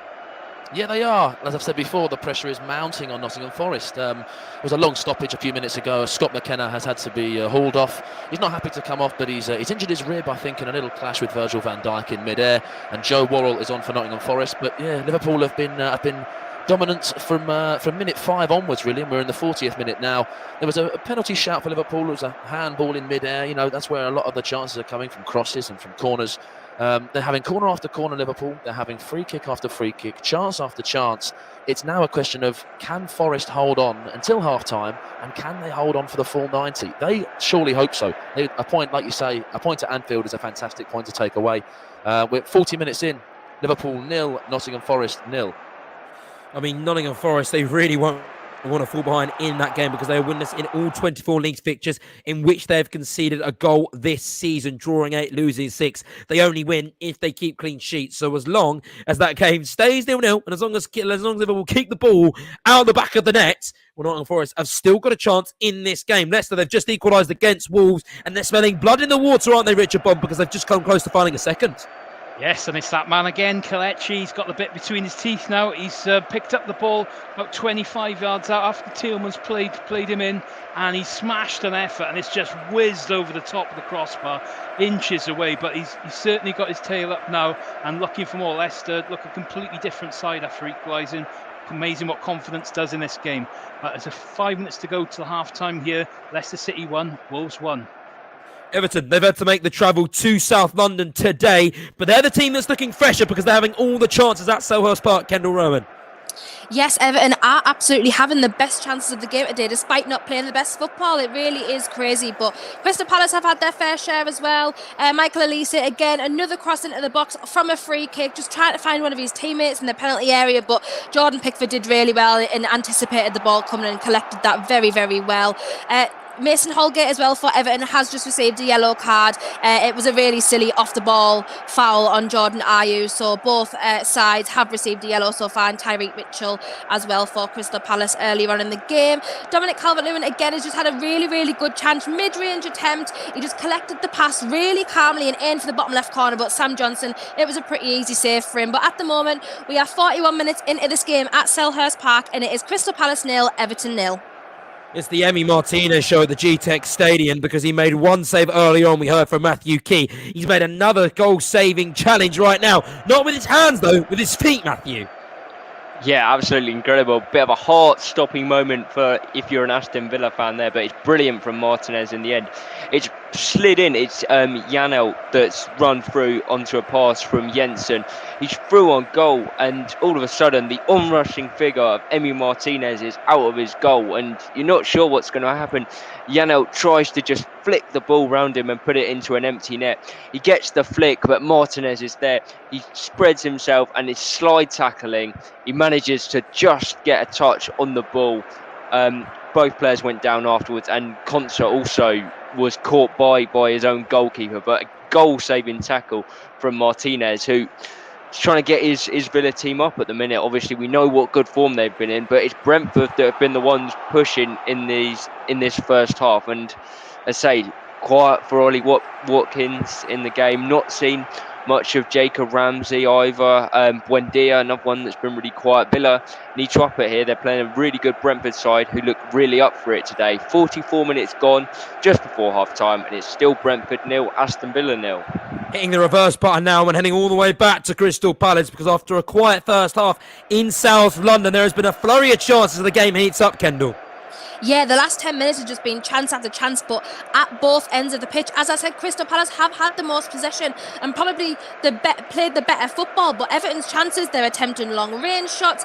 Michael Elise for Crystal Palace attempting a lot of outside-the-box chances with his free kicks as well, but both goalkeepers putting in a fantastic display, and both sets of the back fours putting in fantastic display as well. And as we speak, Crystal Palace have just had another chance, but again, just saved. It's cleared by a defender as well, really, really close to the goal line. So I don't know if there's going to be any goals before half time. I wouldn't be surprised, but it's 43 minutes gone in this game at Selhurst Park, and it is still Crystal Palace 0, Everton 0.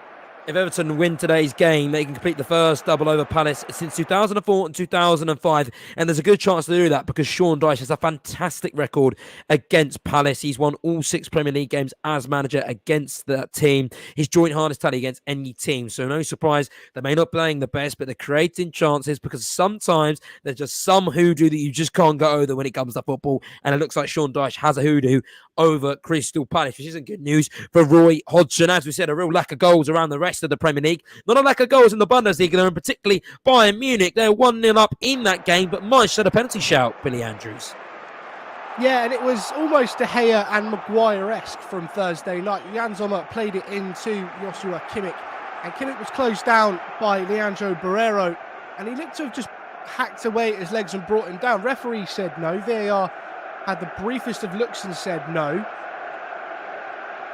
I'm not entirely sure, but it was clumsy from Kimmich, it was clumsy from Jan Sommer, and Mainz will be getting a lot of encouragement from this. It's still 1-0 to Mainz. I mean, Mainz, they're no mugs, shall we say, because they're unbeaten in 9 Bundesliga matches. That's the longest run in the division. They drew 1-0 with Cologne, so they're playing really well at the moment, Mainz, and that's something that Bayern Munich have got to really watch out for if they take away the 3 points today and take it all the way to Bavaria. That's the chance there. So it's 1-0 to Bayern Munich in that time. Stoppage time is hailing all around the grounds as we go closer to the half-time whistles. It's Brentford 0, Aston Villa 0, Crystal Palace 0, Everton 0. It's Leicester 1, Wolves 1, and Liverpool 0, Nottingham Forest 0. 3 minutes added on time at Brentford. 3 minutes added on at Anfield, and 4 minutes added on between Leicester, and we're near to completing all those added on time. So those who care about the Championship, the following scores are as follows. Birmingham are drawing 0-0 to Blackpool. Bristol City are beating Rotherham 1-0. Burnley and QPR are currently drawing 0-0. It's half-time between Cardiff and Stoke. 1-0 in that game. Coventry are leading Reading 1-0. Hull, they're beating Watford 1-0, and we heard about the words that Chris Wilder had to say about his Watford team. Damning, I've never heard a manager speak like that about his players. So really no surprise that they're losing 1-0 in that tie. Only 10 men on the pitch. It's only 20 men on the pitch between Norwich and Swansea. Both teams have had a side sent off, and Swansea, they're currently leading 2-0 in that game, but that could be a really interesting one to follow. And then between Wigan and Millwall, 1-1 there. Currently in at 5:30. The big one, it's Preston v Blackburn. And don't forget as well, Manchester City v Sheffield United. It's 4:45, a chance for each team to go to the FA Cup final. Manchester City, they've lost the last 3 FA Cup semi-finals in a row. Sheffield United, well, they haven't been to an FA Cup final since 1936. It's a competition that means so much to people, to the fans, to the players, to the boardroom. It's one that you always want to win. The chance to play at Wembley, well, they've done that. The chance to play at Wembley in a final, but they've got the opportunity to do that. That game is coming up in just over an hour. It's Ed Dowling that will be on that one for you, and we will be bringing him in sooner rather than later to discuss the team news there. Half times are ringing around the Premier League ground, then half time between Crystal Palace and Everton, half time between Liverpool and Nottingham Forest. But before we go to half time, we're going over to Richard Bond, to the King Power, because Leicester, they're really hyping up the pressure, aren't they, there? And they're trying to find their second goal, Richard. Yes, well, Leicester nearly went in front, and it was Iheanacho again who's drawn a lovely save from Jose Sarr, and the rebound came back to Patson Daka, but he's just managed to just pick out Sarr once more to make that double stop. But good chances for Leicester in a game they looking to get the points in, but it's looking like it's going to be 1-1 at half-time here as we're just closing into the end of stoppage time. Leicester 1, Wolves 1. That will be the last chance of the first halves across the Premier League, as now all the half-time whistles have blown across every ground in England's top division. We're going to start at Anfield then, between Liverpool and Nottingham Forest. 0-0 there, but Liverpool, they're becoming agonisingly close. Every time I speak to you, Matt Smith, why aren't they in front? Oh, I don't know. It's a bit of a difficult one. I think they're very good at recycling the ball across the back four, and they're looking for the gaps that are left behind by Nottingham Forest. But they look like they're parking the bus, Nottingham Forest. When the opportunity shows, they're pouncing forward, but to no avail. A slow burner is a perfect explanation for that first half. They're dominant in possession, Liverpool. They've had the better chances. Neco Williams cleared a header off the line. Virgil van Dijk had a header tipped over by Keylor Navas. But still, it's 0-0 here at Anfield. Trent Alexander-Arnold and Robertson are having all the action, but there's no one in there that's having headers going in, having decent chances. We say that Nottingham Forest have got a point for grabs here, but Liverpool, get into danger area here. If they don't score, it's half time here at Anfield. It's Liverpool 0, Nottingham Forest 0. Real danger there. I mean, before we let you go, Matt, what can they do differently, Liverpool? To try and get in front in that game. It's a difficult one to spot, really. I think I think it's just a matter of, that final third play. They've got to make the decisions a little bit quicker. Maybe pick the right pass. There's a couple of stray passes going left and right that are halting the attacks. I think it's just a matter of, if there's a chance or an opportunity at goal, they've got to try and hit the target. They've got to try and test this keeper. Navas has only had maybe one proper save to make, and Naka Williams has cleared it off the line. So they haven't really peppered the goal as I thought they would. Their build-up play is great, but they need to get some decent chances. It's going to be a very, very interesting 45 minutes to watch. Thank you very much, Matt Smith. Remember, Liverpool, they need to win that game. If they get 3 points there, they will move all the way up to, should we say, 50 points, which will take them to 6th, and that will put them 11 on points with Aston Villa, who are currently drawing as well in their game. Ooh. There we go. Well, we get very close then to heading over to Femi. What a ferocious first half of football. This has been Football Live. It's been my fantastic team of reporters. We will see you after the Nigeria ad break.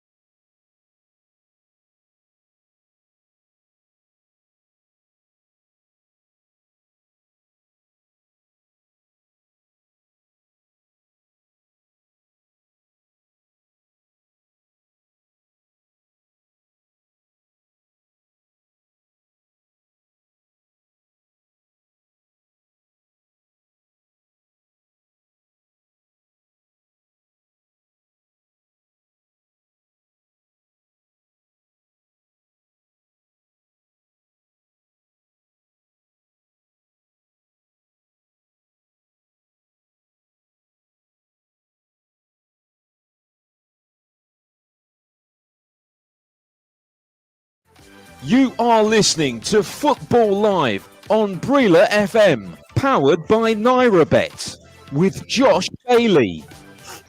Yes, thank you very much to Femi and the team in Nigeria. We'll be with them in a very short hour, and that's going to absolutely fly by because we still have the second half of the Premier League to deal with. We still have the FA Cup semi-final between Manchester City to deal with. Team is that, and we were with Ed Downing very, very shortly. But while we were gone, we had a goal in the Bundesliga.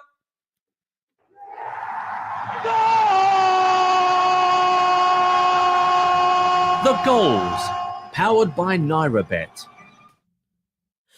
The goals powered by NairaBet is Mainz that have found the equaliser against Bayern Munich. We said they were getting close, and they have finally scored, Billy Andrews. Calamity at the back for Bayern Munich. They give away a cheap free kick. Matthijs de Ligt gave it away. The ball was whipped in by Onisivo, and it just pinballed around and ricocheted off of Josip Stanisic. It fell to one of the Mainz players. It was whipped in. Cannoned again out to Jae-Sung Lee. He had a shot that was weakly palmed by Jan Sommer, and Ludovic Ajorc, the French striker they signed from Strasbourg in January, was there to head it in from close range. Calls for offside, but unlike the rest of his teammates, João Cancelo had failed to push up.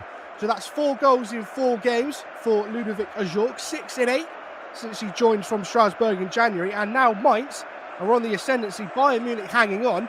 Borussia Dortmund will be licking their lips. Just under 20 minutes to go. It's Mainz 1, Bayern Munich 1. It's going to be very, very interesting because Bayern Munich, like we said, a point will not do them any good. It will extend their lead to the Bundesliga to 2 points, and that will open the door wide open for Borussia Dortmund, who are facing Frankfurt at 5:30. Patrick Naret is the person that will be covering that game for you. Turning our focus now back to the Premier League, and we're going to head over to Matthew Key first. Tell us about the half-time between Brentford and Aston Villa. Yes, well, after all the build-up we gave this one, Josh, it's disappointed slightly, it must be said. Brentford, the better of the two teams, throughout the half, looked the more likely to get the opening goal, and if perhaps they would have done if it wasn't for Emi Martinez in the Villa goal. Villa themselves, I have to say, have offered very little. They've not had a shot on target in that first half. A John McGinn shot from outside of the area just went wide of the post. But other than that, it's been poor from Villa, to be honest. Unai Emery won't be happy with what he's seen from his team, especially considering the way they were playing and the way they actually dismantled a really good Newcastle team last weekend. I still think there's goals in this game. I think one could really spark it into life and could lead to maybe 2 or 3. That's what I'm hoping, at least. And yeah, the second half getting underway in about 3 minutes or so. Fingers crossed we have some goals at the G-Tech Community Stadium. But at half-time, still Brentford 0, Aston Villa 0. To Richard Bond next. Tell us about the half-time report between Wolves and Leicester. Brilliant first half, wasn't it, Richard? Oh, yes, it was. Yeah, it's half-time here at the King Power Stadium. It's Leicester City 1, Wolverhampton Wanderers 1. Half contrasting fortunes for both teams. Wolves took the lead early on with Matthias Cunha giving them the advantage to continue their good form after a mistake from Yuri Tielemans was punished really well. Leicester found themselves under a bit of trouble under the cosh. They defended resolutely though and struck back against the run of play midway through the first half through Kelechi Iheanacho's 5th goal of the season from the penalty spot after Jamie Vardy was brought down by Jose Sarr in the Wolves goal. The goal settled Leicester and seemed to give them a bit of impetus with the half closing in. The Nigerian coming close shortly before the break, but the sides remain level at half time with all to play for in this second half. It's Leicester City 1, Wolverhampton Wanderers 1. And to Kendall Rowan, tell us about the game between Crystal Palace and Everton, a game that actually seemed to be a lot better than we expected, Kendall. Yeah, I mean, I had said it wasn't going to be the pick of the afternoon, but honestly, I really, really enjoyed that first half. There was a lot of chances in there. It is the game of free kicks. There's been 14 free kicks in that first half alone. A yellow card for either side, decent chances for either side. And in all fairness, despite the fact that Crystal Palace have had the most possession, probably had the most chances, or the better chances of the game, and played the better football, it is still 0-0 going into the second half, and both teams are equally in the game. So So big game for both sides. Maybe not as big as Crystal Palace, but they will be seeking those points to get closer to safety. And Everton in their relegation battle will also be seeking a win because they can move up the table today if they win. So really, really looking forward to the second half. But as we go into the second half, it is Crystal Palace 0, Everton 0. The latest big match odds with NairaBet. Yes, the latest odds from NairaBet. As you're aware, Leeds, Leicester Wolves are 1-1 at the moment at the break. Leicester are 3.0 for the win, 2.30 for the draw, and for a Wolves away win, it's just gone up to 3.80. So something must be happening there. For Brentford, Aston Villa, Brentford are 2.88 for the win, 2.38 for the draw, and 3.75 for a Villa away win. As for Liverpool, Nottingham Forest in the second half, it's just gone up a bit slightly for Liverpool at 1.40 for the win for Liverpool. The draw is 4.0 and 30.0 for a Forest away win. Palace as well, they're 0-0 at Selhurst Park. Palace are 2.70 for the win, 2.015 for the draw, and 5.0 for an Everton away win. Of course, we keep an eye on the Bundesliga, and I can tell you, there's been a goal of Mainz. We'll come back to you very, very shortly, which that'd be very surprising. Hence why Bayern Munich is suspended at the moment. However, the other odds are Hoffenheim is probably the most reasonable one that can give you. Hoffenheim are losing at home by 2-0. They can turn around. If you fancy, that's 67.0, 17.0 for the draw, and it's suspended for Cologne. Hertha Berlin also is more or less suspended for Werder Bremen because they were leading away from home by 4-1. Hertha Berlin is suspended. The draw is 2.90, and a win for Hertha Berlin at home, if you think they can score 4 goals or more in the last 2 minutes or so, 101.0. And finally, Bochum, likewise, they're losing at home by 4-1 to Wolfsburg. Bochum 101.0, 29.0, and away one is suspended for. I'll tell you, it's suspended as well at Hertha Berlin, Werder Bremen. So mostly something might be happening, and we'll be back to you very, very shortly with Josh Bailey. However, all these odds are provided from NairaBet, and all odds are subject to change. It is. Thank you very much, John. He broke the news because it is odds with NairaBet. He has broken the news. Thank you very much, John, because there's disaster in the Rhine for Bayern Munich because Mainz have turned it around and they now lead.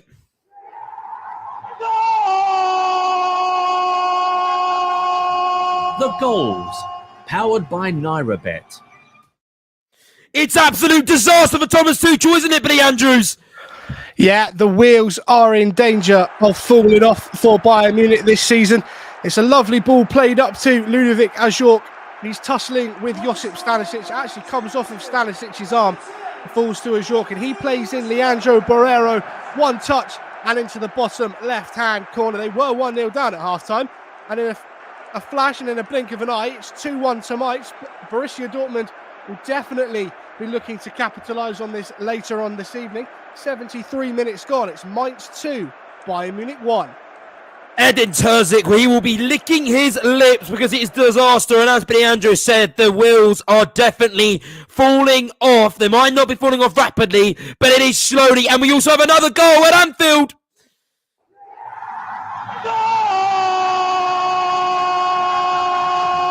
The goals, powered by NairaBet.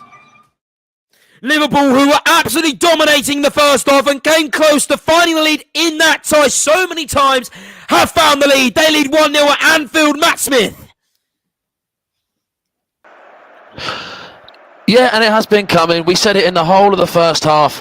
We said that it was going to be a goal to Liverpool, and it's Trent Alexander-Arnold from a corner. Can you believe it?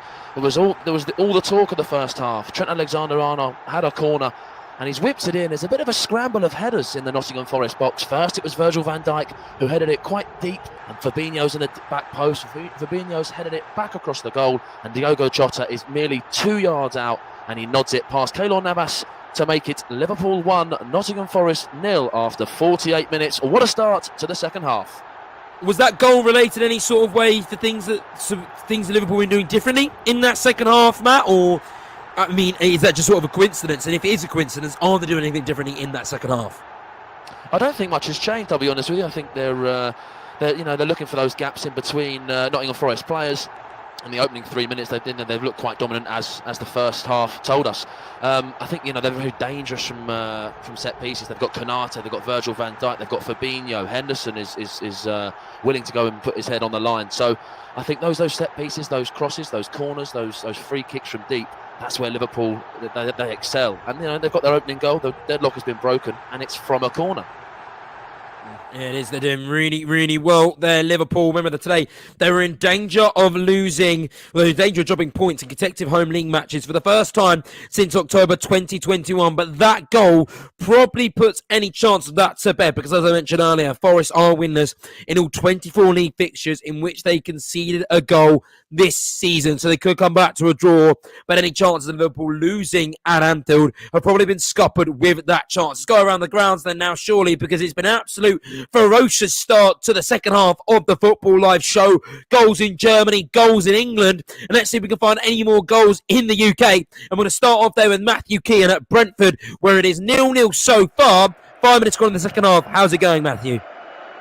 Yeah, a bit of a slow start to this second half, just like the first half. The interesting thing is the changes. Emi Martinez has gone off. I'll let you know why if I find out. But yeah, Brentford also made a change. Onyeka on for Norgard, who is booked in the first half.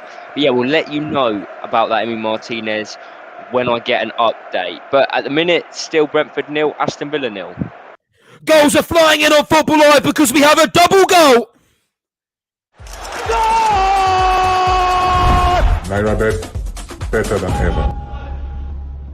We'll start in the Premier League because Forest have pegged Liverpool back immediately. They went in front from a corner, but Steve Cooper decides they're not lying down without a fight, and they have the goal that evens the scorelines at Anfield. As for Germany then, well, Mainz, they are now 3-1 up. It is absolutely incredible scenes. It's an incredible scenes in the Rhine because Mainz are in phenomenal form. They were down for the count coming into the second half, but they have got up, they have fought, and they have knocked Bayern Munich out because Thomas Tuchel's men, they're on the mat, Billy Andrews. Well, I said the wheels were falling off. Wheels, the doors, the steering wheel, it's all come off away at Mainz, and Bo Svensson, the student, has become the master against Thomas Tuchel. It's a goal from nothing, really. It was just an aimless cross into the box. It's not dealt with again by Bayern Munich's defenders, same as the free kick. And it falls to Aaron Martin, and he just hits it with his left foot into the opposite corner past a scrambling Jan Sommer. And Bayern Munich, Joshua Kimmich has come off, Thomas Muller's come off, Sadio Mane's just been substituted. There's no leaders out there now. Jamal Musiala's off. What is going on at Bayern Munich? But take nothing away from Mainz. Borussia Dortmund now with a massive chance to go top of the league. It's now 3-1 to Mainz with less than 10 minutes to play. They didn't capitalise last week when Bayern Munich dropped points against Hoffenheim. Can they capitalise this week, Borussia Dortmund? The pressure is now going to be on them. Will they rise to the occasion or will they sink once again? That's all to be seen at 5:30. Now to Matt Smith, who can tell us more about the Forest equaliser on Merseyside. Well, that's what Forest fans wanted. Goodness me, what a response. It's come from a throw-in from Nottingham Forest deep in their own half. And it's launched down the line. Taiwo Iwaniyi is the man that's flicked it on to Morgan Gibbs-White. Liverpool looks a little bit shaky in that passage of play, and Taiwo Iwaniyi gave it to Morgan Gibbs-White. Morgan Gibbs-White drove forward 5 or 10 yards, and Neco Williams is far on the right side with acres and acres of room. I don't know where Andrew Robertson was in that passage of play. He's hit it first time. It's taken a heavy deflection, but Nottingham Forest fans and Neco Williams will not mind that at all. It's 52 minutes played. It's Liverpool 1, Nottingham Forest 1. What's the reaction been like there, Matt, in terms of that goal and the Forest equaliser? What's the reaction been for Liverpool and inside Anfield?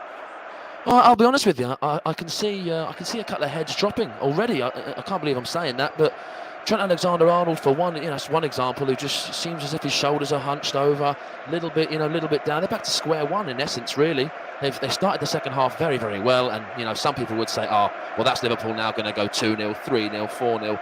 But Forest have woken Liverpool up very, very shortly after conceding. So, I'm seeing heads dropping, and I'm seeing Liverpool just getting a little bit panicky at this point now. They're in the second half, 53 minutes played, and it's Liverpool 1, Nottingham Forest 1.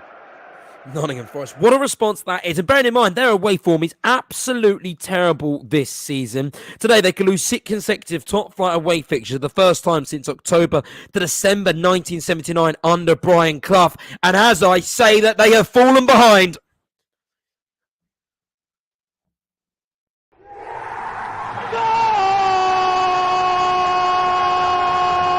The goals, powered by NairaBet. Yes, and Nottingham Forest, well, they just equalised, but Liverpool, they responded in fantastic fashion. I asked the question to Matt Smith, how have Liverpool responded? He said their heads have dropped. Well, clearly they haven't dropped that far because they have put themselves in front almost immediately. What a brilliant start to the second half we have had at Anfield. 3 goals inside 10 minutes, both sides sharing blows, and Liverpool are the latest team to share that blow. They now lead 2-1. Diego Jota with the goal. He hadn't scored in something like 40-odd, 30, 20-odd appearances. It was a very long time without a goal. I'm not sure on the specific stat. He scored against Leeds, and he scored 2 against Leeds, actually, and he has scored again. That's his 3rd goal now in 2 games for Liverpool. He's got the goal-scoring feeling back, and he has put that goal-scoring feeling into his team. Liverpool 2, Nottingham Forest 1, 55 minutes gone in that game. Liverpool back in front. We're going to go to Matthew Key now because there has been one of the worst misses of the season, but for who, Matthew Key? Oh my word, Josh. Brentford have just missed an absolute sitter. It's Kevin Schade, the German signing from January. He's looking for his first Premier League goal. It's going to be a long way away if we're finishing like this. He's played in brilliantly by Rico Henry, and he goes for a sort of Van Persie-esque header over Olsen, who's obviously just come on. Gets it completely wrong. Olsen, you think he's just going to make an easy save, but he spills it, and he allows Schade to get another go. He goes round him. He's just going to tap it into an empty net, and he misses from about 5 yards out. It's absolutely shocking, and he waited to see if the offside flag was going to come up and save him. It didn't. Awful miss. 55 gone. Brentford 0, Aston Villa 0. That one has got to hurt Nottingham Forest, haven't it? You pull yourselves back in the equaliser, and then you've totally been knocked down straight away. Nottingham Forest losing to Liverpool, and we have just had a goal with South London.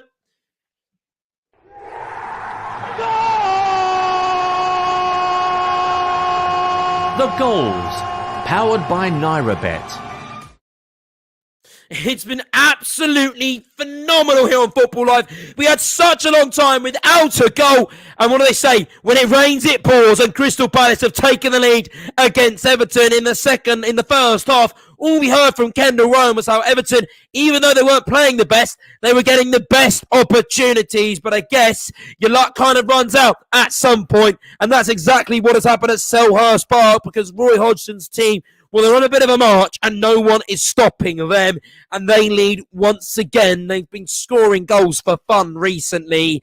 But say 9 goals in 2 games, was it? Or 9 goals in 3 games for Roy Hodgson's team. Yeah, 9 goals in 3 games since he returned as Crystal Palace manager. However, let's slow down a little bit because there is VAR at Crystal Palace. They are 1-0 up. But VAR, we know what it does. It ruins fans' dreams. It breaks their hearts. And it might be about to break a few hearts at Crystal Palace because their goal is under VAR review. We're going to head over to Matt Smith now. Tell us more about the Liverpool goal. Yeah, it's a good goal. Liverpool are obviously taking the lead again. But I'll tell you something now. If you're a Nottingham Forest fan, you are scratching your head at the terrible defending. Can you guess how Liverpool scored? Yes, it's another set piece. So it's a free kick just inside the Nottingham Forest half. Andrew Robertson has dinked it all the way into the box. And Diego Jota's got around 10 yards in a radius around him. He's got no one near him. All the Nottingham Forest defenders stop, put their hand up, appeal to the referee, appeal to the linesman. Diego Jota has time to bring it down on his chest and puts it in the goal. It's a very simple goal. There's hardly any celebration. I think he can't even quite believe what had happened. It's 57 minutes played. It's Liverpool 2, Nottingham Forest 1. Heard so much for Nottingham Forest. The goal has been ruled out at Crystal Palace. So let's go to Kendall Run. Tell us about what happened there. Yeah, it was an actual great finish as well. Again, from the man of the moment, Eze scored 2 in the previous fixture as well. Great chip over Jordan Pickford and a cool as you like finish. But unfortunately, it has been ruled out for offside. Pretty quick decision. Celebrations have been cut short here at Selhurst Park this afternoon. It is 59 minutes gone, and unfortunately, it is still Crystal Palace 0, Everton 0.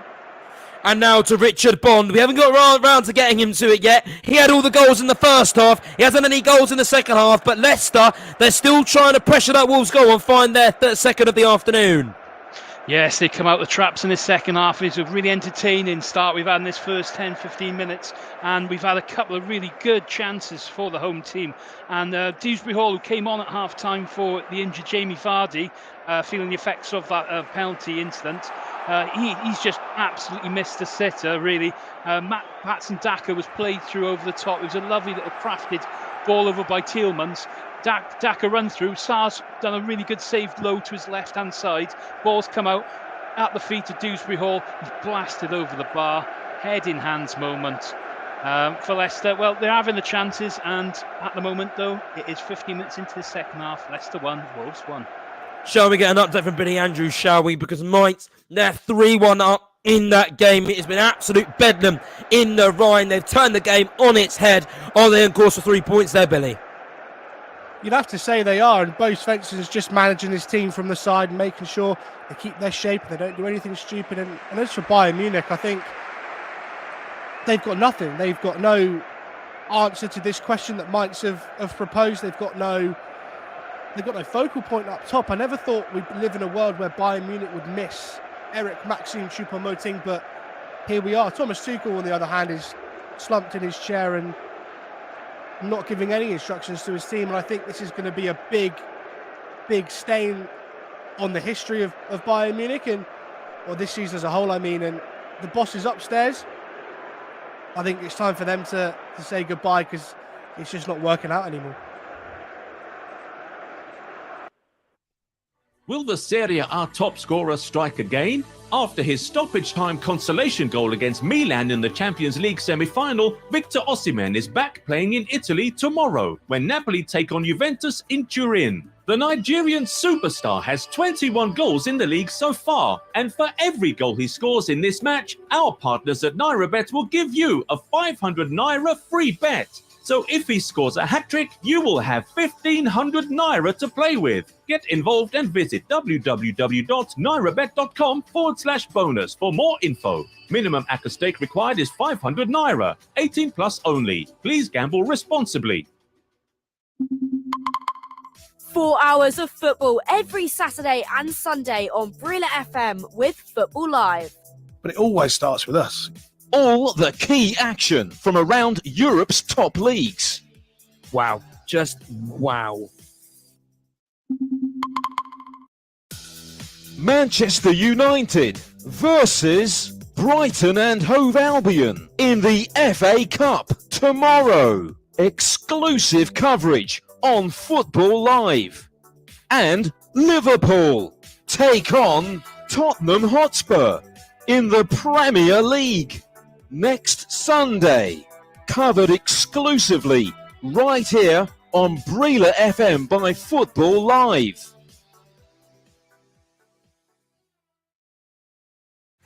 You are listening to Football Live on Brila FM, powered by NairaBet. Have your say on today's action and interact with Brila FM on Twitter at Brila FM 889, on Facebook at 889 Brila FM, and on Instagram, Brila FM 889. It is drama you will not want to miss. Well, against all the odds, Bournemouth are taking the lead and not a single shot on target up to this point. Yeah, it was a James Ward-Prowse classic. He just kills it beautifully. Well, it's been absolute chaos. Yes, Josh. Football's a cruel game. You can have all the possession you want, but if you don't put the ball at the back of the net. It was, again, Kate and Son, like the good old days. But this show never disappoints. Yes, well, it's Brentford 0, Crystal Palace 1 here, and it's Eberechi Eze who's got the goal. Oh my word, Josh. I cannot believe how Phil Foden has not made this 2-0. Yes, Barry, it's a second goal for Borussia Dortmund, and the Die Schwartzgewon are running away with it now. Today's show is powered by Hollandia and Chivita. We turn our attention now to the headline game of this afternoon. It's Premier League opposition. Manchester City facing the Championship minnows, Sheffield United. Two teams have such big history across football. Sheffield United haven't been hitting the heights of their previous years, but can they cause an upset against City today? Ed Dowling is the man who is covering this game for you. We're about 7 minutes away from kickoff, and this is going to be something special. Yeah, good afternoon, everyone. Good afternoon, Josh. It's going to be a real classic, I feel, today. It really is a David versus Goliath story here at Wembley. And when you consider everything, all the facts, all the figures, it does kind of go out the window in the FA Cup. And that's certainly what Sheffield United are going to be hoping for in this game, because if you look at the stats, very few are picking them to win, despite them being second in the table in the Championship. But let's start with the teams first and foremost, and let's start with the Premier League side, City. They start with Ederson in goal, a back three of Akanji, Diaz and Laporte, with Calvin Phillips making a rare appearance alongside Rodri. Mahrez comes into the side as well, with Foden returning after having his appendix taken out, with Alvarez and Silva just in behind Haaland. So City playing a very strong side indeed. They're taking it very seriously. As for the visitors, Sheffield United, Ndai and Jefferson are leading the line with Lowe, Fleck, Norwood, Berger and Baldock as the midfield five, with Robinson, Egan, Ahmed Hodzic and Wes Foderingham in between the sticks. Paul Heckingbottom has got a job on his hands here today, but hopefully Sheffield United can look to previous winners of the FA Cup like Wigan Athletic, who can pull off a shot on the biggest of stages here at Wembley today. Kick off in about 5 minutes, Josh. I'm hoping for a real classic today. Who do you think will win today, Ed? Because obviously, sorry, Ed, I'm going to have to interrupt you because we have another goal in the Premier League.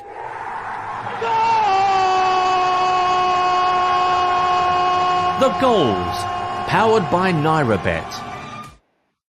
Brentford have taken the lead against Aston Villa. It has been such a long time since Villa tasted defeat, and recently, well, that's all Brentford have tasted. They've lost 3 in a row. However, it is the Bees that have stung first, and they now lead in that game at the G-Tech Stadium. It is Brentford 1, Aston Villa 0.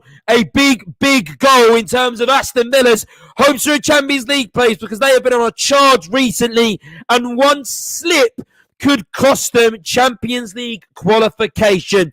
It's a long shot anyway, but there's still, once you get a taste for it, you don't want to miss it. And we've billed it as the battle of the English strikers between Ivan Toney and Ollie Watkins. And it is Ivan Toney that has scored first for Brentford, 1-0 to Brentford. And we also have another goal in the Premier League.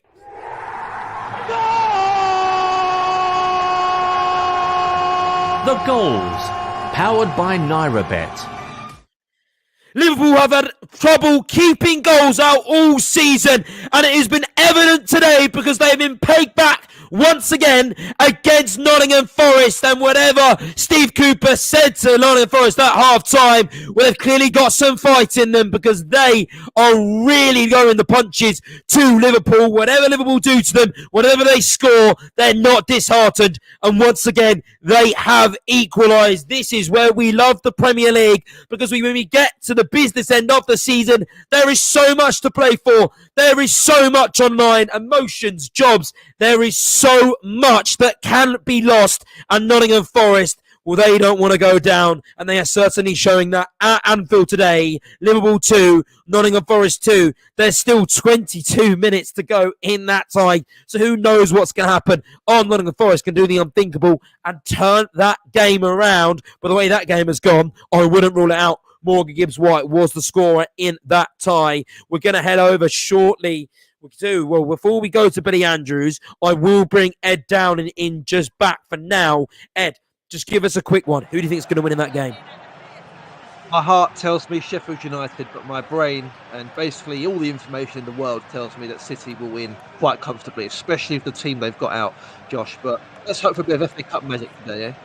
Let's hope for some FA Cup magic. The last time Manchester City lost against the lower league opposition was against Wigan Athletic in 2018. Let's hope some of that magic is going to be sprinkled on the game today. 3 minutes to kick-off. We're going to get some of the information on the goals now. We're going to go over to Anfield first. Tell us about the Morgan Gibbs-White goal.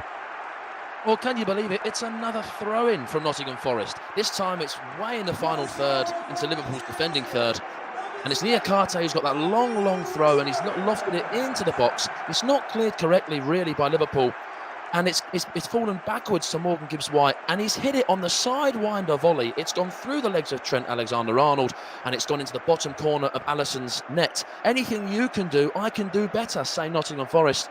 Liverpool can't stay ahead. It's 68 minutes played. Liverpool 2, Nottingham Forest 2. And then to Matthew Key, tell us about the Brentford chance. But before we do that, Matthew Key, there has been another goal at Anfield.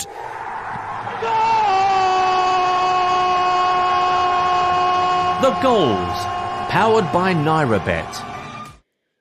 And in a mirror image of what happened with the first lot of goals, it's happened again because Liverpool have once again taken the lead against Nottingham Forest at Anfield. It's Mohamed Salah with the goal, and that now means Mohamed Salah has scored in 6 successive Liverpool home appearances in all competitions for the second time in his Liverpool career. That was the last time he did that, between December 2017 and March 2018.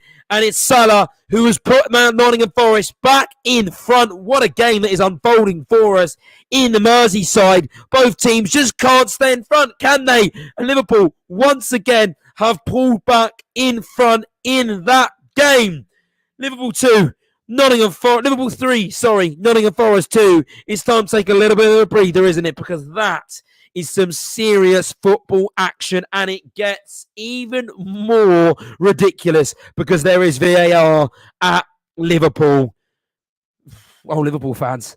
Oh, Liverpool fans, it is absolute bedlam for you at the moment. Your emotions must be going all over the place because either team can't really catch a break at the moment. This game is incredibly and beautifully unpredictable, but I think VAR has decided that it is a goal. The goal has been given. Don't worry, Liverpool fans, you are back in front in that game, and you have got 19 minutes to not concede. And Matt Smith can tell us about the Salah goal. Well, it's great build-up play before the free kick was given, but goodness me, Liverpool, this is the only way they score, isn't it?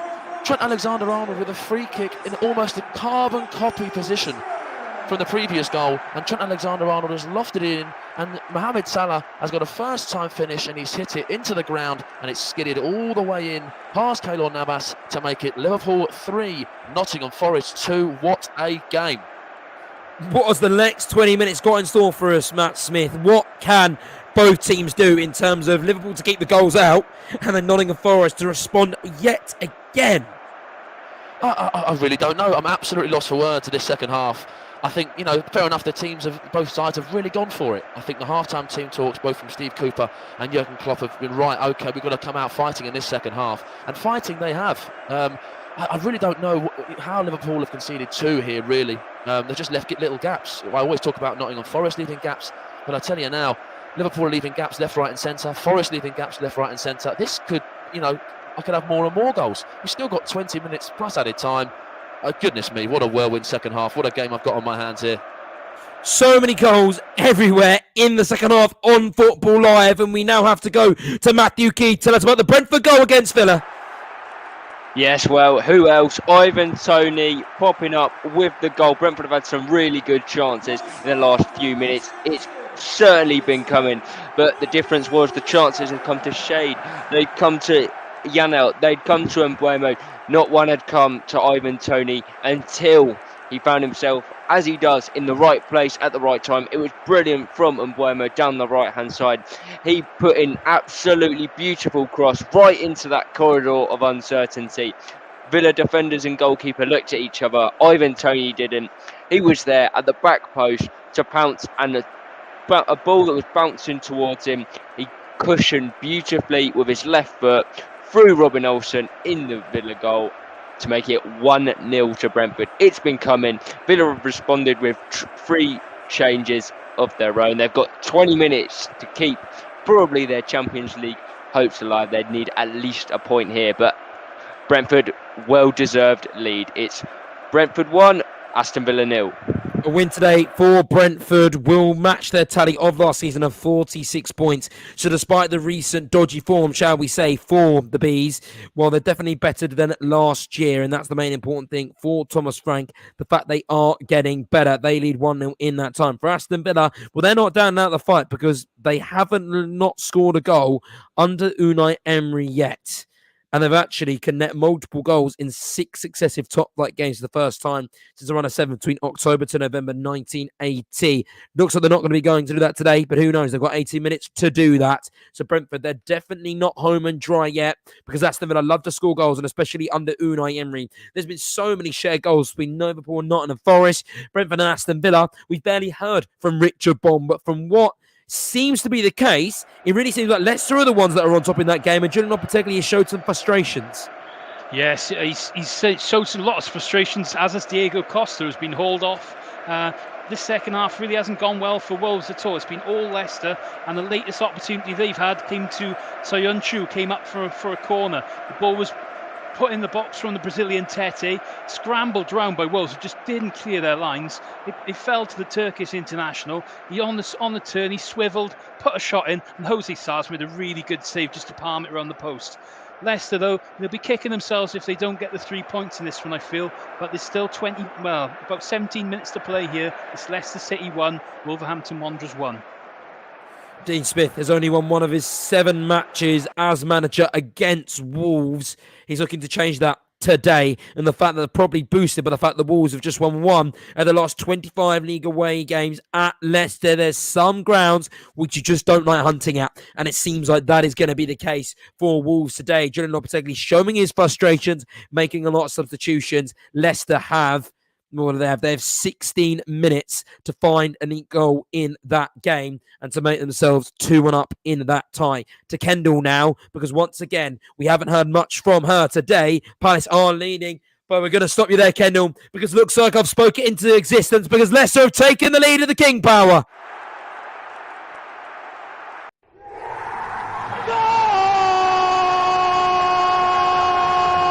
The goals, powered by NairaBet. A goal that means so much to Leicester because it is 3 points that they desperately need. It will take them to 28, and as things stand, they will be outside the relegation zone. It is going to be massive for them. Absolutely massive if they can hold on. Leicester 2, Wolves 1. They've turned it around, and remember, they haven't won in 5 games at home. 5 defeats in the row. Leicester, Dean Smith, the manager bounce. It happens. They had it against Manchester City. They played a little bit better, and they're doing exactly that now. Leicester 2, Wolves 1. With Richard Bond shortly. For now, though, we will finally get to Kendall because we haven't heard from her a while. Crystal Palace, they're still in that game. What's it been like since that goal, Kendall? Have Crystal Palace cemented their lead in terms of the way they're playing, or have Everton tried to find a way back into that game? Yeah, unfortunately, Josh, I'm going to be honest, there's not much to report here at Selhurst Park this afternoon. It's pretty, I wouldn't say end-to-end in an exciting way, but it's a pretty even game so far. Both teams have had enough chances. The only team that has so far made changes, however, just as we say that, there was a really decent chance for Crystal Palace there, Eze once again, but it was a really, really good save by Jordan Pickford. But yeah, the only team to make changes so far are the home side in Crystal Palace, and Roy Hodgson obviously wanting the 3 points here today at home. So Odson Edouard, he's been replaced by Jean-Philippe Mateta, and also Will Hughes has come on for Jeffrey Schlupp as well. But at the moment, really not that much to report, unfortunately. Not the most exciting game of the afternoon, but as we go into the 78th minute, it is Crystal Palace 0, Everton 0. And to Richard Bond, tell us about the goal that has put Leicester in front. What an absolute massive goal this could be for Leicester City's survival hopes. And it's a goal for Thomas Castagna, the Belgian, who's broken free from fullback. He's overlapped Christiansen, who broke free, and he's just gone past him, just slot past into the corner, breaking into the box, catching Wolves cold at the back. And massive, massive goal in this relegation race. Can they hold on? 15 minutes to go. Leicester City 2, Wolverhampton Wanderers 1. Thank you very much, Richard Bond. Will Leicester be able to hold on? If they can, it's 3 points that could possibly change the course of their season. There's been so many goals in the second half of Football Live and in the Premier League. We forgot to get a full-time report from Billy Andrews, and that's exactly what we are going to do now, because it is Mainz that have run out winners on the Rhine. 3-1 there, and it's a dark day for Bayern Munich. Yeah, a dark day for Munich and Thomas Tuchel. It started off fantastic in the first half, and Sadio Mane scored his first goal in 13 games and incidentally scored his last goal against Mainz. But come the second half, it was all Mainz. Everything was from the Mainz team in the second half, and it started off fantastically for Mainz, and a horrible mistake from Jan Sommer and João Cancelo. Free kick whipped in, it ricocheted off Stanisic, and the shot was parried weakly from Jan Sommer. It fell to Ajorc, who just headed in, and João Cancelo didn't push up with the rest of his teammates. 8 minutes later, Leandro Barreiro, another long ball forward. This time Stanisic tussling with Ajorc, ricocheted off of him and into the path of Leandro Barreiro. One touch and into the bottom left-hand corner. And Aaron Martin finished the comeback when he scored the third goal after 79 minutes. Another long ball into the box across, this time from Onisivo. It was touched down, it passed to Aaron Martin, and he just lashed it past Jan Sommer into the opposite corner past a scrabbling Swiss keeper. 15 minutes of hell for Bayern Munich. Thomas Tuchel slumping in his chair, and the bosses, Oliver Kahn, Hasan Salihamidzic, up in the stands looking upset and angry as well. Gives Borussia Dortmund, though, the perfect opportunity to go top of the Bundesliga should they beat Frankfurt in the half-5 kickoff. But it finished at Mainz 3, Bayern Munich 1. Billy, before we leave you, I'll actually stay there, Billy, because I've just got to update accordingly. Red card at Everton. Just to inform everyone, it is Mason Holgate, second yellow. He has been sent off in that game, and that could be all but it for Everton. It's 0-0 in that game. Back to Billy Andrews, though, briefly. Billy, in terms of Bayern Munich, they sacked Julian Nagelsmann for the reasons, the fact that they thought he wouldn't be able to achieve the treble this season. Thomas Tuchel hasn't done that, and it looks like Thomas Tuchel might lose the league as well. What are your thoughts on it? Do you think Thomas Tuchel's sort of been thrown under the bus? Because it's always hard to sort of make any sort of impact towards the end of the season. What do you think on this sort of mess, shall we say? Well, there's problems at Bayern Munich, and there's no one saying that Julian Nagelsmann didn't have his own issues, which he did. But to sack him on the basis that Thomas Tuchel, the manager, might not be there available to hire in a few weeks' time is a ludicrous decision. I think what's going on at the moment, not only is it the team and the coaching staff that need to have a look at themselves, but also management as well, making ludicrous decisions. You look at last summer, they pursued Haaland quite openly. That upset Robert Lewandowski, and he left. They haven't replaced him, and they're suffering for it now. So there's a lot of issues at Bayern, and talking to some Bayern Munich fans, they have come to the conclusion that the season was buried in the ground on March the 29th when they sacked Julian Nagelsmann.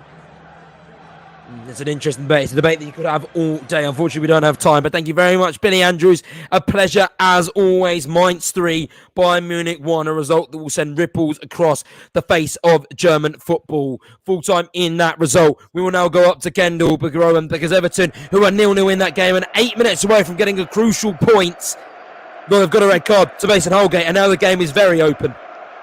Yeah, it was a very, very just silly, rash challenge from Mason Holgate, who was already on a yellow card, so received a second yellow card from a foul on Jordan Ayew. Jordan Ayew just had the ball running down the wing, and Mason Holgate obviously I don't know whether he didn't trust his goalkeeper, he didn't trust his defenders, but yeah, he just made a really rash challenge, and unfortunately that has meant that he has now received a red card and has been sent off. Sean Dyche has now tactically changed things. He's took Damari Gray off and put Ben Godfrey on instead to replace Mason Holgate, who, oddly enough, Mason Holgate did come in as a change for Ben Godfrey for this game. So we'll see what happens now.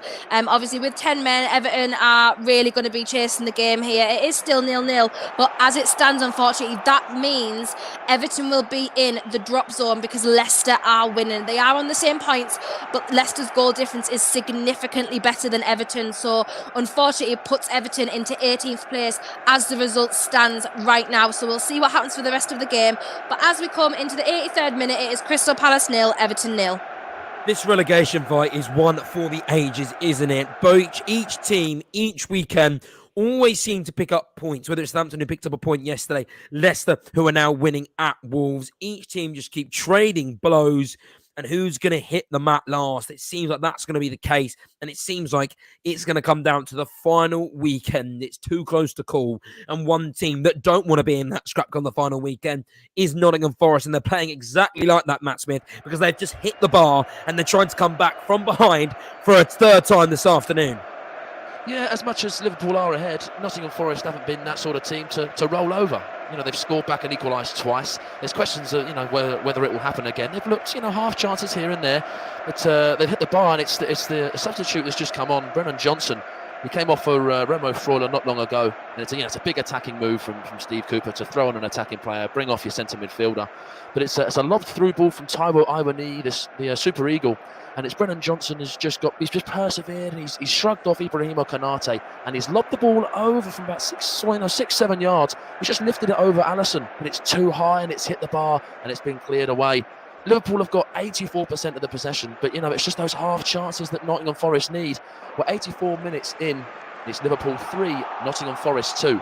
I think whatever the result is in that game, that can be a game and a day that has really given Nottingham Forest a lot of confidence, because their away form has been awful this season. And actually, today, if they get one more goal, they would have scored more than half of the goals they've scored all this season. They've scored 5 goals in 15 away league matches in the Premier League. One more goal will take them to 3. That's more than that matches. That's more than half of what they've managed all this season. It's the fewest away goals scored in the Premier League season by since Nottingham Forest in 2019-2020. So it's a really good performance, no matter what the result is, for Steve Cooper and his Nottingham Forest team today, and maybe one that can give them confidence. A team that needs a lot of confidence is Leicester. They're getting that right now. They're winning 2-1 against Wolves at the King Power. Wolves really haven't been at the races, have they, today, Richard Bond? But it seems like that goal maybe has spurred them into life, because they just had another chance.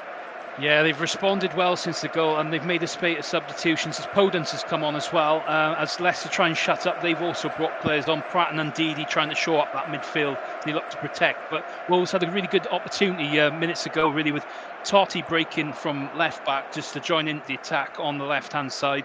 It was a crossfield ball from Nunez who picked him out. He's tried to hit the shot on the half volley as he's running in, and it's just gone into the side netting. Big relief for the Leicester fans. You can hear the gasps as things are starting to get a bit tense here with 6 minutes to play. There's bound to be 1 or 2 more chances in this one, I feel.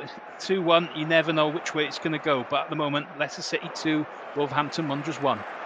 Every single game is beautifully poised in the Premier League. It's Brentford beating Aston Villa 1-0. We'll be with Matthew Keys shortly. It's Crystal Palace drawing 0-0 to Everton. An Everton team that are now down to 10 men, will be hanging on for their lives. Leicester, they're beating Wolves 2-1. We just heard from Richard Bond there. And Liverpool, they're defeating Nottingham Forest 3-2. But as we've heard from Matt throughout the afternoon, Nottingham Forest, they're not going down without a fight. As for the rest of the games around Europe, it's Auxerre. They're losing 1-0 to Lille currently. Coming up at 8 o'clock is Lens v Monaco. And then round the German Bundesliga, Bochum, they lost 5-1 to Wolfsburg. Hertha, they lost 4-2 to Werder Bremen. Hoffenheim lost 3-1 to FC Cologne. And Mainz, they defeated Bayern Munich 3-1. Billy Andrews covered that one for us. In the Serie A, Salernitana, they defeated Sassuolo 3-0. And Lazio v Torino, that is coming up at 5 o'clock. And in the Liga, currently, it's Almeria who are losing 2-0 to Atletico Bilbao. The Atletico Bilbao team, they have extended their advantage to 2 goals. It's 2-0 there.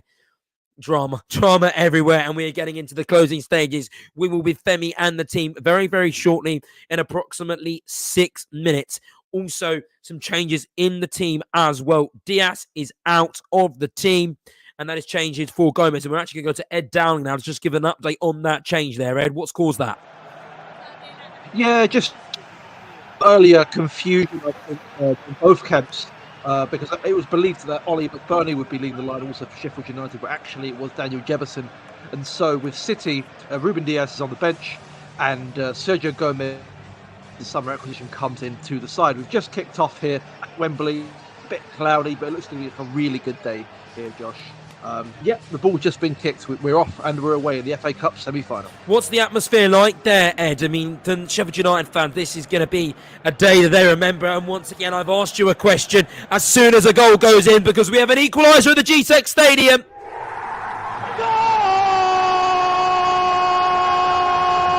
The goals, powered by NairaBet. Aston Villa have equalised at the death against Brentford. I spoke about how there could be a chance because Villa, well, they haven't not scored under Unai Emery's tenure so far this season, and they've done it again. They somehow managed to find a way to get the ball into the back of that net, and it is heartbreak for Brentford. They desperately need a win. They haven't won in 5. They were a couple of minutes away from getting the 3 points, but Unai Emery, he is developing something special at Villa Park, and whether they're at home or away, that magic follows them. And they have found an equaliser. It's Douglas Luiz, the midfielder, that has gone on the score sheet. Brentford 1, Aston Villa 1. We're going to go now to, well, actually, we won't, because Matthew Key is here to give us the goal. Matthew Key, absolute jubilation in the Villa end. Yeah, big scenes in the Villa end. It's 1-0 here at the GTEC Community Stadium. And to be honest, it's gone completely against the run of play. It looked like it was going to be Brentford, if anyone, that was going to get the second goal. The last couple of minutes, Villa have started putting on some pressure and they've got their reward. It was a bit scrappy, but they won't mind. It was a cross in from Digne on the left-hand side. Brentford couldn't quite get it clear. Pontus Jansson could only find Emi Buendia, who really calmly, in all the madness, squared it to Douglas Luiz. He couldn't miss from about 5 yards out. And what a finish we've got here. Digne went down earlier with a head injury, so there's going to be a lot of added time. We've got 2 minutes left of normal time, plus whatever that added time will be. It's Brentford 1, Aston Villa 1. Equaliser there. As I said, all these games are so perfectly poised for a little bit of late drama and for a little bit of change in the results. We're going to head over to Anfield now, because that is a game that has been topsy-turvy all afternoon, especially in the second half. It's a second half that has seen 5 goals. Matt Smith, or are we going to get a 6th? Well, I surely hope so. There's the final changes for Nottingham Forest. Steve Cooper is, as they say, throwing the kitchen sink at it. Renan Lodi and Felipe are both off, with Taiwo Iwaniwi coming off as well. Andre Ayew, Sam Surridge and Emmanuel Dennis, another Super Eagle, are all on. 3 attacking players coming on for Nottingham Forest, and this is the last chance. They've got 5 minutes added time as well. Nottingham Forest have to get something here. They've got 2 against Liverpool at Anfield. That's a confidence builder, but they need a 3rd. That's a valuable point up for grabs. Liverpool, haven't been too dominant in terms of the shots and chances they've had. They've taken their chances quite well. They've had 83% of possession, but Nottingham Forest have a slither of hope left in this remaining 4 minutes. There's 91 minutes played. Liverpool 3, Nottingham Forest 2. 2 of the biggest teams in English football history dicing for a point or 2 to kind of change their seasons and put them in different directions. Brentford had found the back of the net against The goals, powered by NairaBet. They had found the back of the net against Aston Villa. However, it has been ruled out for offside, or at least we think there's a little bit of confusion at the GTEC Stadium, but I think it has been ruled for offside. Matthew Key. Yeah, for the minute it looks offside. It was one of those where you'd sort of waiting for the flag to go up, but you know how it goes these days. They don't go up straight away. Visa was in, finished well, but then the flag came. It looked inevitable, and for the minute it's still 1-0 with just about to enter stoppage time here. Brentford 1, Villa 1. But the VAR, it is intervening again, and it is going to go either Brentford or Aston Villa's way. It has gone Aston Villa's way. Villa fans can breathe a huge sigh of relief. Their fantastic form is set to continue under Unai Emery on a 5-game winning streak that would come to an end. But this is a point they've had to battle for, because Brentford, they're no joke. They're a very, very good team. And thanks to Douglas Luiz, they could be leaving the capital with a point. We're going to go to Richard Bond next, because Wolverhampton, they thought that they might have had a late penalty, but VAR intervened and changed the script. Oh, well, Wolves are absolutely trying to bash down that Leicester door at the moment. They've thrown the kitchen sink at things in the last couple of minutes. Leicester hanging on so hard at the moment, and they could have had a penalty. ball came in from the right-hand side from Podence, was adjudged to be handled by Wout Faes. The referee went to have a little look on with VAR, and he hasn't given it. But, you know, he's debating that one, but no penalty for Wolves. They came close then, just after then. It was a free kick on just outside the box. Ruben Neves, we all know how good he is at free kicks. Bent one just over the crossbar. Oh, it skimmed the top of the left-hand post. And I tell you what, Wolves, if Leicester can hold on to this one, this will be an absolutely massive 3 points. But both keepers have been absolutely outstanding this afternoon, I've got to say. But it is Leicester City 2, Wolverhampton Wanderers 1. We're in stoppage time, but 2 minutes to play. So much drama everywhere, but unfortunately right now we have to go back to Femi and the team in Nigeria. Take over, Femi.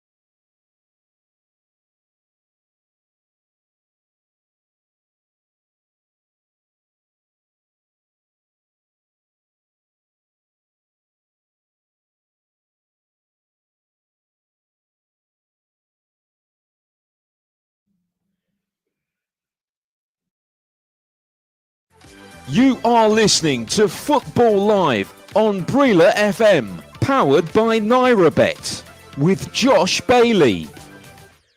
The full-time whistles have rung around the Premier League, and it is Brentford who drew 1-1 with Aston Villa, Crystal Palace who drew 0-0 with a 10-man Everton, Leicester who defeated Wolves 2-1, and Liverpool who hung on and defeated Nottingham Forest near 3-2 after a topsy-turvy game in Anfield in Merseyside. For now, though, we're going to head over to the FA Cup semi-final match between Manchester City and Sheffield United to get an early update from Ed Downing. Yeah, it's actually been a very, very positive start from Sheffield United. If you can believe it, the first shot in the game was a really good chance for Iliman Ndiaye at the back post after a early corner for the Sheffield side. Really should have scored and actually was well saved by the City goalkeeper. But they've come here to play Sheffield United. They're not going to sit back. They're very, very compact when City are attacking. You know, there's about eight Sheffield United players in the box whenever City progress with the ball. But they're coping relatively well. The first 10, 12 minutes, you know, the fans, I think, have really created a great atmosphere, and they're very happy with what their side has showed so far. So 12 minutes gone, 0-0 here at Wembley, and I think many Sheffield United fans would take that, to be honest, at this stage.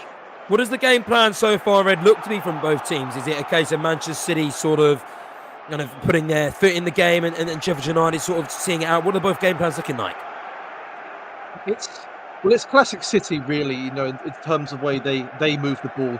I've already seen Jack Grealish pick the ball up in a couple of positions, and he's got 2-3 men on him at any given time. I know, you know, being a fan of a Premier League team, it can be a very scary sight seeing Jack Grealish drive at your fullback. So they've doubled up on him, they've tripled up on him.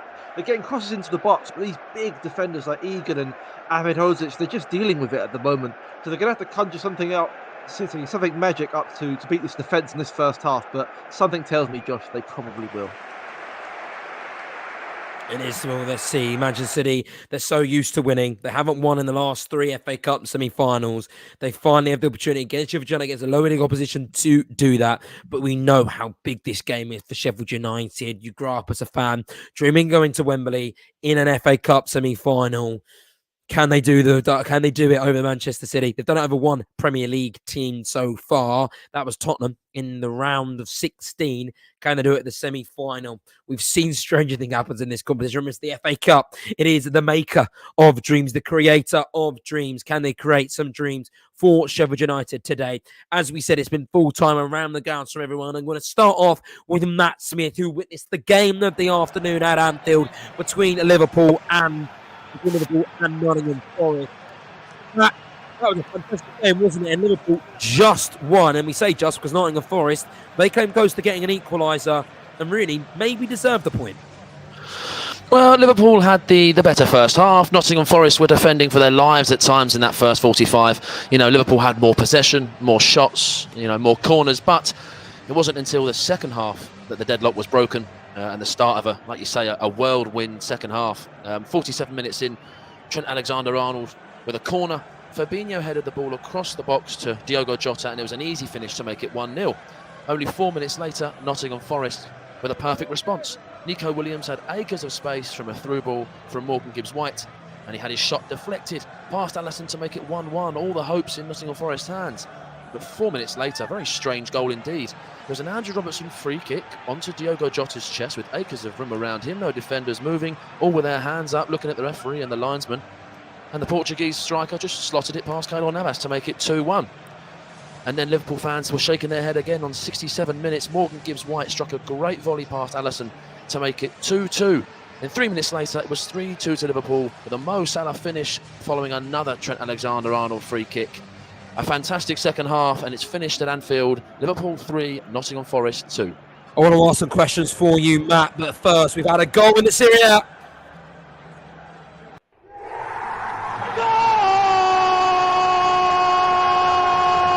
The goals, powered by NairaBet.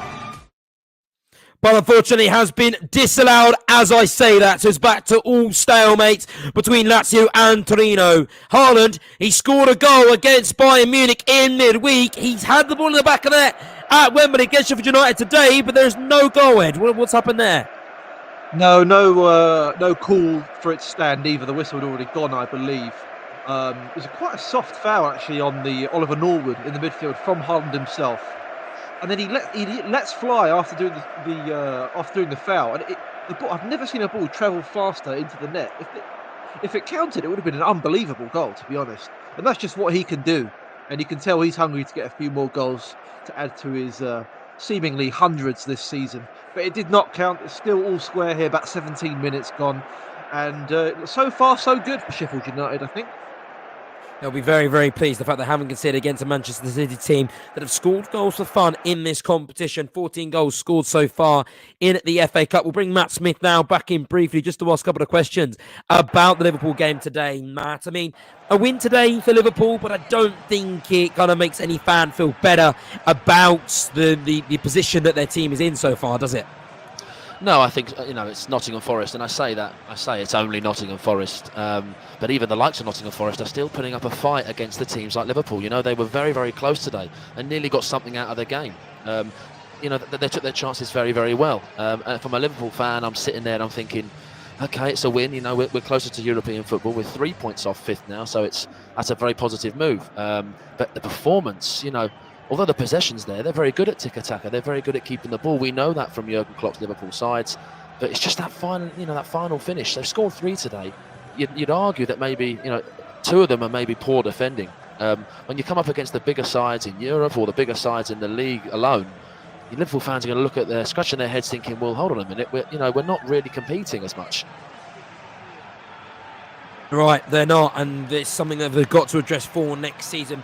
As for Nottingham Forest then, a defeat today doesn't do anything for them in terms of points-wise, and that is what they need right now at this stage. However, it's got to do a lot in terms of their confidence, really, hasn't it? Because, going to Anfield, coming back twice after falling behind and falling short of that third goal, but a good positive performance that hopefully, as I say, can give them confidence going into the final weeks. I think you're right. I think they have to take some sort of positive from the game. They haven't had much of the ball in that game there. You're not going to get much of the ball against Liverpool. But, like I said, they've taken their chances very well. They've got 2 goals against the Jurgen Klopp Liverpool side. So that's fantastic. It's a massive, massive positive to take away. I think Steve Cooper may want to take a little bit of the blame. He put on 3 attacking changes in the, almost in added time. And it was a little bit too late. I think, when they got that equaliser, I think it was maybe time then to get those attacking players on, really to sort of twist that screw onto the Liverpool defence. And the Liverpool defence, that we sort of know as being this, this brick wall, it certainly wasn't today. That Nottingham Forest found those gaps. And like you say, that'll be a boost, I suppose, going into the run-in. They dropped to 19th, but there's games ahead. They've got to try and pick up points somewhere. Today was a great opportunity, but they didn't take the opportunity. That is going to be 3 points rude for the Nottingham Forest, or a point at least, shall we say. Thank you very much, Matt Smith. Pleasure, as always, delivering the phenomenal Liverpool v Nottingham Forest game there. 3-2 to Liverpool in the end. We're going to go now to Kendall Rowan to get our full-time report from our reporter at South London. A 0-0 game in the end there. Was a little bit better than maybe the scoreline reflected, but the second half disappointed, didn't it, Kendall? Yeah, absolutely. It wasn't the most exciting game here at Selhurst Park this afternoon, and obviously shown by the result, not the most exciting result either. The most exciting part of the game, probably, if you want to call it exciting, not for Everton fans, would be the Mason Holgate red card. 2 yellow cards, 2 deserved yellow cards, and it obviously made Sean Dyche have to change a little bit tactically, but it still resulted in a point for each side. Unfortunately, though, due to the Leicester result, it does now mean that Everton have dropped into the relegation zone and they are 18th in the table now. So that is going to be a big, big task for Sean Dyche to get them out of there. This relegation battle is really hotting up in the Premier League this year, and it is tight from, I would say, probably 14th down. It is very, very tight. So any game can change the course of the league. Any game can change the fate of any team. But yes, it did finish here 0-0 at Selhurst Park this afternoon. For Everton, are they going to look at this result today, Kendall, at the end of the season and see it as a point gained? Or do you think they'll probably be very disappointed with the 3? Because going to Selhurst Park is a very difficult place to go. So surely they have to be happy with the point they gained today. Yeah, absolutely. I think they'll be happy with it, but I think they'll be also disappointed because they definitely had the best chances of the game, but unfortunately it just didn't result in the 3 points. And when they went down to 10 men, they were just chasing the game anyway. The better football was played by Crystal Palace, but the better chances were definitely had by Everton. So I think they'll be really upset by that. Obviously, you don't want to result watch everyone else around you and every other team. You want to rely on yourself to get yourself out of the situation that you're in. But yeah, their predicamen's looking a little bit tight at the moment. But as I said earlier, any result and any points in this league at the moment in this moment of time in the relegation battle can change your fate. So we'll see. There you go. Thank you very much, Kendall. Very much appreciated for all your help today. Crystal Palace 0, Everton 0. Just a shame there was no goals. Off now. Well, where should we go now? We will go to Richard Bond, shall we now? And we'll get a thing. Actually, no. Sorry, Richard. We won't come to you for now. We'll go to Matthew Key, and we will head over to Matthew Key to tell us a bit about the Brentford game between Aston Villa today. Matthew, 1-1. A fantastic result. Second half was really good goals, 2 shares goals. What team are going to be happier today? Feels like Brentford probably should have got the 3 points. They'll be a little bit disappointed to consider late on. For Aston Villa as well, with the form they've been on, it's a little bit disappointing for them. However, obviously they've got to look at it as the fact that they came from a goal behind to get the equaliser today. Yeah, an interesting one to dissect for both teams. I think obviously Brentford would have come into it not in good form. You'd probably expected Villa to be the ones that were going to win the game. There was going to be a winner, but Brentford were fantastic in the second half. They thoroughly deserved going into the lead. Could have made it 2 or 3. I think they'll reflect and think they missed a couple of chances to kill their game off there. But yeah, for Villa, well, they weren't really in the game at all, to be honest. They had 1 shot on target till 5 minutes left. Managed to find an equaliser. And from then, it was all them. They had a couple of late chances, nothing really clear-cut. Raya wasn't called into any desperate action. But yeah, in the end, it could have been them had there been an extra 5 or 10 minutes that went on to win the game. So an interesting one for both sides. I don't think it does either both massively good or massively detrimental to their aims for the rest of the season. Villa will be delighted to keep an unbeaten streak going. Brentford will be happy to stop that run of losses. So an interesting game here at the GTEC Community Stadium. As I say, first half was a bit quiet, second half was fantastic. It's finished Brentford 1, Aston Villa 1. I think that's a really good point you make, actually. The fact that both teams aren't really going to be happy with the result. It does neither team the world of good. We'll focus on Villa for now, though. Now they're only, 4 points away from Newcastle, 2 games in hand on them. Champions League was always a little bit of a stretch, wasn't it? But do you think that jury's pretty much all but done today with the point they got today? Yeah, you'd think so. Obviously, someone's going to have to get points in that Newcastle-Tottenham game tomorrow. So whatever happens there, that's going to be at least could potentially be 3 points for either team, or they're going to get exactly what Villa got today. So they're not going to gain ground on both of those teams. Remaining fixtures for them, it's going to be really difficult, as you say. But as I said at the top of the show, Europa League for Unai Emery would be an absolutely fantastic achievement, considering that when he came into this club, we're looking at them as a team that's going to be in that relegation dogfight, and we see how tight that all looks down there. So they'll be absolutely delighted that they're not involved in that, and they're having a really positive end to the season. As I say, Europa League for them at the end of the season be absolutely fantastic, and I think they'd fancy themselves to go far in that competition. Yes, thank you very much, Matthew Key. Fantastic as always. A brilliant game there as well between 2 brilliant teams. Brentford 1, Aston Villa 1-2. Manchester City now, who are obviously in London today, playing against Sheffield United in the FA Cup. Ed Dowling, you've said they got frustrated, but they've just had a chance. They have, yeah. Riyad Mahrez. It's if you know anything about Riyad Mahrez's game, if you've ever watched him play football, you know exactly what this chance looks like. He's at the edge of the 18-yard area, cuts in his left foot and tries to whip it into that far left corner, as he has done successfully for so many years. This one just flashed a bit wide. He was claiming a corner. I couldn't see anything on it, to be honest. And then we had another chance after that, actually, with Julian Alvarez just firing a really good ball into the corridor of uncertainty, if you will. And Wes Ferdinand just had to deal with it and push it out for a corner, which nothing came of. Sheffield United have started really well, but you can tell City are maybe clicking into second gear now after coming out of first. I can sense another big chance coming their way soon, but players like Iliman And Dyer especially has really impressed me so far. I know he's been one of their standout players so far this season for Sheffield United. But he's pressing really well, really good energy from the whole team, actually, I should say. Really snapping on to the City players as soon as they get the ball. I think if you're a Sheffield United fan, you're going to be really happy. At the same time, really nervous as well, because playing City at any stage of the season is scary, let alone in a semi-final. But we'll wait and see. 27 minutes gone. Sheffield United not comfortable, but they're still level here, 0-0. Is it a case, Ed, of Manchester City kind of going through the gears, realising that Sheffield United are going to be very hard to break down and not being frustrated, not trying to kind of skip to sort of the end pass and force things? Is it a case of just going through the gears, through the motions, and then taking the chances that come their way? Yeah, I think it is a part of that, certainly. I think one thing I always think with City, and what makes them, for me, the best team in the world, best club team in the world, definitely in Europe, is that if they find a certain attacking approach is not working, they change it so quickly. And they have so many different ways to hurt you, whether it be Julian Alvarez with his running, Grealish with his dribbling, Haaland with, everything he can offer, Mahrez. There's so many different ways they can beat you. And they're very good at realising it very quickly if something's not working. They've already changed their strategy already. Grealish isn't really getting the ball. They're getting it nice and wide. Haaland's picking up, dropping a bit deeper as well. There's just so many weapons that can hurt you at City, which makes them such an interesting team to watch. We just seen a chance flash past West Foderingham's post there out for another corner. It's going to be relentless pressure for the away side here today. I don't know. I could see something happening. I can see something happening here for Sheffield United. Stranger things have happened in the FA Cup, haven't they, Josh? They have. That's what the FA Cup does, doesn't it?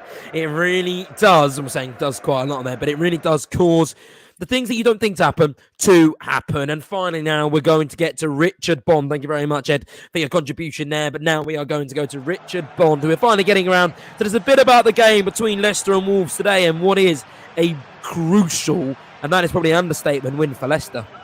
Yeah, a massive win for Leicester today. Performance really of courage and determination. Leicester overcame Wolves 2-1 to get their first win in 10 games to move outside the bottom three of the Premier League. Second half winner from Thomas Castagna proved to be the difference as Dean Smith's side held on from a late Wolves onslaught, really. Matthias Cunha's early goal seemed like Wolves would carry on their recent good form, but against the run of play, Leicester equalised through Kelechi Iheanacho's penalty just before half-time. The second half, really, Leicester were the better side after the break, creating numerous openings, but really lacked that cutting edge. It did look as if it was going to be 1-1, but up came Castagna to strike 15 minutes to go. Wolves threw the kitchen sink at Leicester in the last 2 minutes of the game with a bit of a nervy ending and could have had a penalty in the last couple of minutes. But Leicester held on for the 3 points. It's Leicester City 2, Wolverhampton Wanderers here at the King Power. Richard, as for Leicester, this is not only a result that gives them 3 points, that moves them outside the relegation zone, but it's also a result that will give them confidence, isn't it? This is a big, big win for Dean Smith. I think so. When a new manager comes in, you definitely want to get that first win under your belt. And you could see when they got the equalising goal, really the change in morale in the camp. There was only one winner then after then, I felt, today. And they've got some crucial games coming up. This Tuesday now they're playing against Leeds, who lost today. They're just a point behind them. And then next week, a nice fun bank holiday match on the 1st of May against Everton. That'll be tasty. As for Wolves as well, I mean, today they've been building further and further away from this relegation battle, haven't they, Richard? But feels like it's an opportunity missed for them to kind of put the nail in the coffin in terms of their oppositions down like Leicester and Everton, because now they're sort of pulled back into this fight to an extent, aren't they? I think so. I think if they'd won today, that would have been it really for Wolves, and safety would have been pretty much there. They're on 34 points, so it's kind of one win away sort of territory, but 6 points separate them between them and Everton and Leicester now, so there's still a little bit of work to do and there's still games left, so they might be pulled back in, so they're going to be looking to get those points sooner rather than later, I feel. But it's going to go right to the wire this year. There's a lot of teams still fighting for points, and as we see, it's the beautiful game of the Premier League. Anyone can beat anyone at times. Yes, thank you very much, Richard. Brilliant as always, an absolute pleasure. Sorry for making you wait so long there, but it was worth the wait because that is an absolutely crucial victory for Leicester, and one that will send their fans partying into the night. If they'd lost today, well, relegation might have been that one step closer, but But right now, they've brought themselves a little bit of daylight, and maybe they can dream of Premier League safety and Premier League status next year. We're going to go to Ed Dowling now. Tell us a bit about this challenge from George Baldock. Really, Sheffield United, they're a championship team. We know the style in the championship is a lot more physical, and they're not showing any sort of respect to Manchester City either. They're treating them like a championship team today, Ed. Yeah, they are. Can you have a welcome to the FA Cup challenge? Because I think that's what that was from George Baldock on Sergio Gomez, the new man from Spain. He just completely follows through. It's one of those challenges where there's always a bit of malice involved. You don't do that unless you're trying to leave a bit on someone, for want of a better term. So Gomez goes down, and to be honest, I think later in the game, I think the referee would get his yellow card out for that. I think it's definitely worthy of such a card, but this early in, I think George Baldock was signalling to the ref, I've only done one. He does that again, he'll definitely get a card. But yeah, aggressive. I'm really liking how Sheffield United are playing, actually. They're really aggressive, very energetic, and I think if you're one of their fans right now, I think you'd be very happy so far. I was going to ask you, are Sheffield United going to be very happy so far? Because what we're just over half an hour gone in that game, still 0-0. Manchester City haven't had many glaring chances. They're going to have to be very pleased, aren't they? Yeah, I can't think of an actual shot on target that they've had. I mean, Wes Foderingham has had to make a save, but I don't think the shot was actually going on target. They've not really had any clear-cut chances, Manchester City. So, for any team in the world, that would be a really good achievement to go half an hour and not have City create a single chance. But as I said, that energy is a double-edged sword, because you can't put up that for a full game. You'll get tired, and those gaps will start to appear, which is what if I was a Sheffield United fan, I'd fear that will start to happen later on in the game. But we'll wait and see. You can only go and judge as to what you've seen so far. 32 minutes in, they've been well worth their match against City so far, Sheffield United.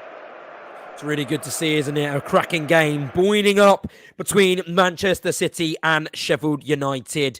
As for the games today, then, should we do a little bit of a roundup in the scores? It's Leicester who beat Wolves 2-1 earlier. Liverpool who beat Nottingham Forest 3-2. Crystal Palace who beat Everton 0-0. Brentford who beat Aston Villa 1-1. And then Fulham who defeated Leeds 2-1 in the 12:30 kickoff. That has been all the action on Football Live. Will the Serie A top scorer strike again? After his stoppage time consolation goal against Milan in the Champions League semi-final, Victor Osimhen is back playing in Italy tomorrow when Napoli take on Juventus in Turin. The Nigerian superstar has 21 goals in the league so far, and for every goal he scores in this match, our partners at NairaBet will give you a 500 Naira free bet. So if he scores a hat-trick, you will have 1,500 Naira to play with. Get involved and visit www.nairabet.com/bonus for more info. Minimum acca stake required is 500 Naira. 18 plus only. Please gamble responsibly. 4 hours of football every Saturday and Sunday on Brila FM with Football Live. But it always starts with us. All the key action from around Europe's top leagues. Wow. Just wow. Manchester United versus Brighton and Hove Albion in the FA Cup tomorrow. Exclusive coverage on Football Live. And Liverpool take on Tottenham Hotspur in the Premier League next Sunday. Covered exclusively right here on Brila FM by Football Live.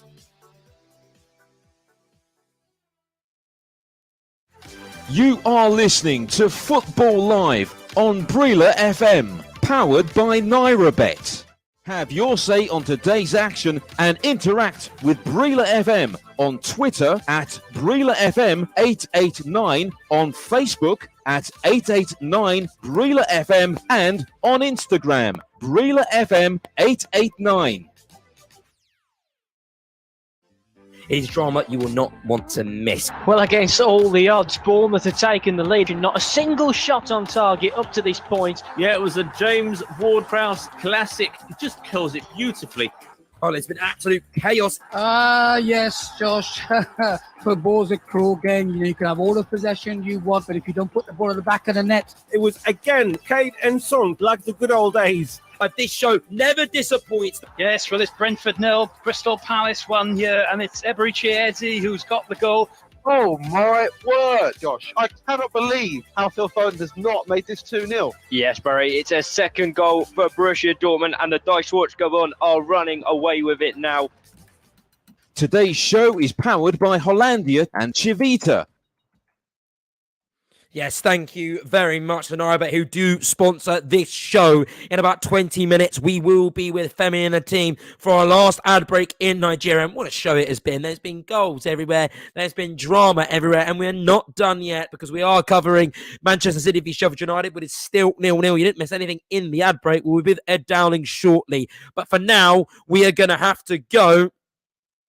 We're going to have to go to Patrick Norret because Borussia Dortmund are hosting Frankfurt shortly at 5:30, and it's a huge game because they will know the result that took place on the Rhine. Mainz dismantling Bayern Munich 3-1. Patrick Norret, this is going to be a game that could have huge consequences in the Bundesliga title race. Yeah, definitely, because, good evening, I should say to everybody first. I got excited then. If Dortmund win this, okay, they will go 1 point ahead of Bayern Munich. And I watched that game against Munich, and they were not very good, Bayern Munich. So it is important, like you say, but you never know. Frankfurt might spoil the party. Let's have a look at two teams for you. A 4-3-3 formation with regard to Dortmund. It looks like Kobel in goal, Guerrero, Hummels, Schotterbeck, Ravetzen, the back four, Brents, Kahn, and Bellingham in the midfield. And then you got Ayimi, Haller, and Malen up top. With regard to Frankfurt, formation-wise, it looks to me like a 3-4-3 formation. Trapp in goal, Lenz, Hasibi, Tuta at the back three, North, So, Rodi, and Buta across the four across the middle. And the three up top is good to see. And Beamy and Mooney. So it'll be interesting to see what happens, because I think it might be one way, it might not, but I'm looking forward to this one. We'll kick off about 6 minutes away. Patrick, I mean, as for Borussia Dortmund, they had the evening kickoff last week. They saw the result that Bayern Munich produced after failing to defeat Hoffenheim. They didn't really live up to the occasion because they were 2 goals up at Stuttgart and actually drew 3-0 in that game. It was a horrific collapse. So what can we expect today? They're at home. They're at the Cylindergoon Park. What do you think they'll get the business done today? I think they will, because that result must have cheered them, because obviously 3-1, by losing, that's got to cheer them up and say, look, we've got to get the points there. If they do, they just go 1 point ahead. I think it's going to be a two-horse race at the moment, and it's very tight. Whoever makes a mistake will win it, I think. So if Dortmund win this and win all their games, they'll win it. They might win it by a point. We don't know. But it's touch and go, so it'll be interesting. I'm looking forward to this one. Let's see what Frankfurt do. Do they sit back and see what Dortmund do? It's interesting because German football is not that as fast as our game, the Premiership here. It's very slow build-up and very deliberate in what they do, very tactical. So it'll be interesting to see whether it's a full press game or is it going to be one of these cat-and-mouse game. We'll have to see, but Dortmund's at home, so I'm hoping a great game. So we 5 minutes away kick off now. You play, they play, Patrick. That's the famous. We don't know. We'll have Patrick to wait and see. It might be. It might be. It might be. Let's hope it is, because Borussia Dortmund and Frankfurt is coming up at 5:30. And as we said, it is now in Borussia Dortmund's hands in that game. They have an opportunity they have an opportunity now with Bayern Munich having the game in hand. They are 2 points clear of Borussia Dortmund. A win for Dortmund today would take them top of the Bundesliga. And we have our first bit of drama in the FA Cup this afternoon, because Manchester City have been awarded a penalty at Wembley against Sheffield United, and that is going to be absolute heartbreak for the Sheffield-based team, because as we look, you can't make these mistakes against Manchester City, can you? You've got to be at your best. You've got to be faultless, and they'll be so frustrated about making that mistake that could possibly give Manchester City the lead from the spot. However, do remember, it's going to be Erling Haaland taking it from the spot. He missed one against Jan Sommer on Wednesday against Bayern Munich that would have put them 1-0 up in that game. He got on the score sheet anyway, but he did miss that penalty, and that's a rare occasion for the Norwegian striker. for the Norwegian striker. It is a stonewall penalty, apparently, at Manchester City. We were with Ed Dowling once this takes place. This is a monumental moment in this FA Cup game, because you just feel like if Manchester City go 1-0 up in that game, it's going to be a very, very long way for Sheffield United to come back in that tie. Manchester City 0, Sheffield United 0. Erling Haaland is going to have an opportunity from 12 yards out to put City in front in that game and give them the chance to win their first FA Cup semi-final in 3 attempts. In previous games over the last few years, they've lost to teams such as Arsenal, Chelsea and Liverpool. They haven't been doing great against the FA Cup semi-final. You associate Pep Guardiola with winning these type of games. Not recently. He's going to be very, very determined to make sure that Sheffield United don't defeat them today. And he's going to be very determined. He's going to be absolutely on the moon because Manchester City have taken the lead.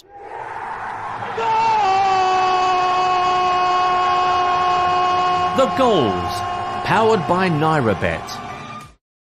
Yes, and it is Man City 1, Sheffield United 0. I think it was ended up being Gundogan who took the penalty in that game, but they do lead. They're not going to care who scored from the spot because they are in front after the frustrations that have been so far that Sheffield United have put in front of them, not letting them have an inch of room. It's Sheffield United who shoot themselves in the foot, and it is Mahrez that capitalises from 12 yards out. He's missed a whole host of penalty in his time. Not today, Ed Dowling. 1-0 to Manchester City here at Wembley. And you have to feel for Sheffield United. You really do, to be honest. It all came about from a dangerous free kick lofted to the back post in the Sheffield United box. And there was Daniel Jefferson. The ball is a contest for the ball in the air. The ball drops. And he just swings a leg out. And it's a stonewall penalty, I have to say. There's no doubt in anyone's mind that the referee was going to point to the spot. And upstairs Riyad Mahrez, and he just wraps the ball into that bottom right corner. Totally unsavable. And it's very, very unfortunate. Daniel Jefferson, I do feel for him, but it's definitely a penalty. And City, not that deservedly, as you might think, are 1-0 in front here just before half-time. How important is that for Manchester City, Ed? Because if Sheffield United had got into 0-0, that's when maybe the frustrations will start to creep in for Manchester City. But now they know that Sheffield United have got to come out, try and find that equaliser, and that is really going to be maybe where Man City start to draw blood in this fixture. Yeah, no, you're absolutely right. I think Paul Heckingbottom's going to be really, really frustrated with that. Although it's one of those things where you can't really help it as a striker. You know, you want to engage the ball. You know, this is probably the biggest game of his career. So to give away a goal like that, it is very disappointing for them. And now they've got to change their strategy a little bit. They've got to push forward. I can see the what were fullbacks now playing as wide midfielders now to try and get a goal before the break. But we'll see how they approach changes. I think this plays exactly into Manchester City's hands at this stage. They're going to want a team to come onto them, and it could be a cricket score really if City really get going, and if Sheffield United don't maintain the levels they've had so far, and they lose their heads, they lose their cool. 1-0 is not the end of the world, Josh, I don't think, for Sheffield United. If they can keep it at 1-0 for as long as possible, chase a last-minute goal, we've seen stranger things happen. You know, Wigan did that to this Manchester City side. Can Sheffield United do it today here at Wembley? We will wait and see, won't we?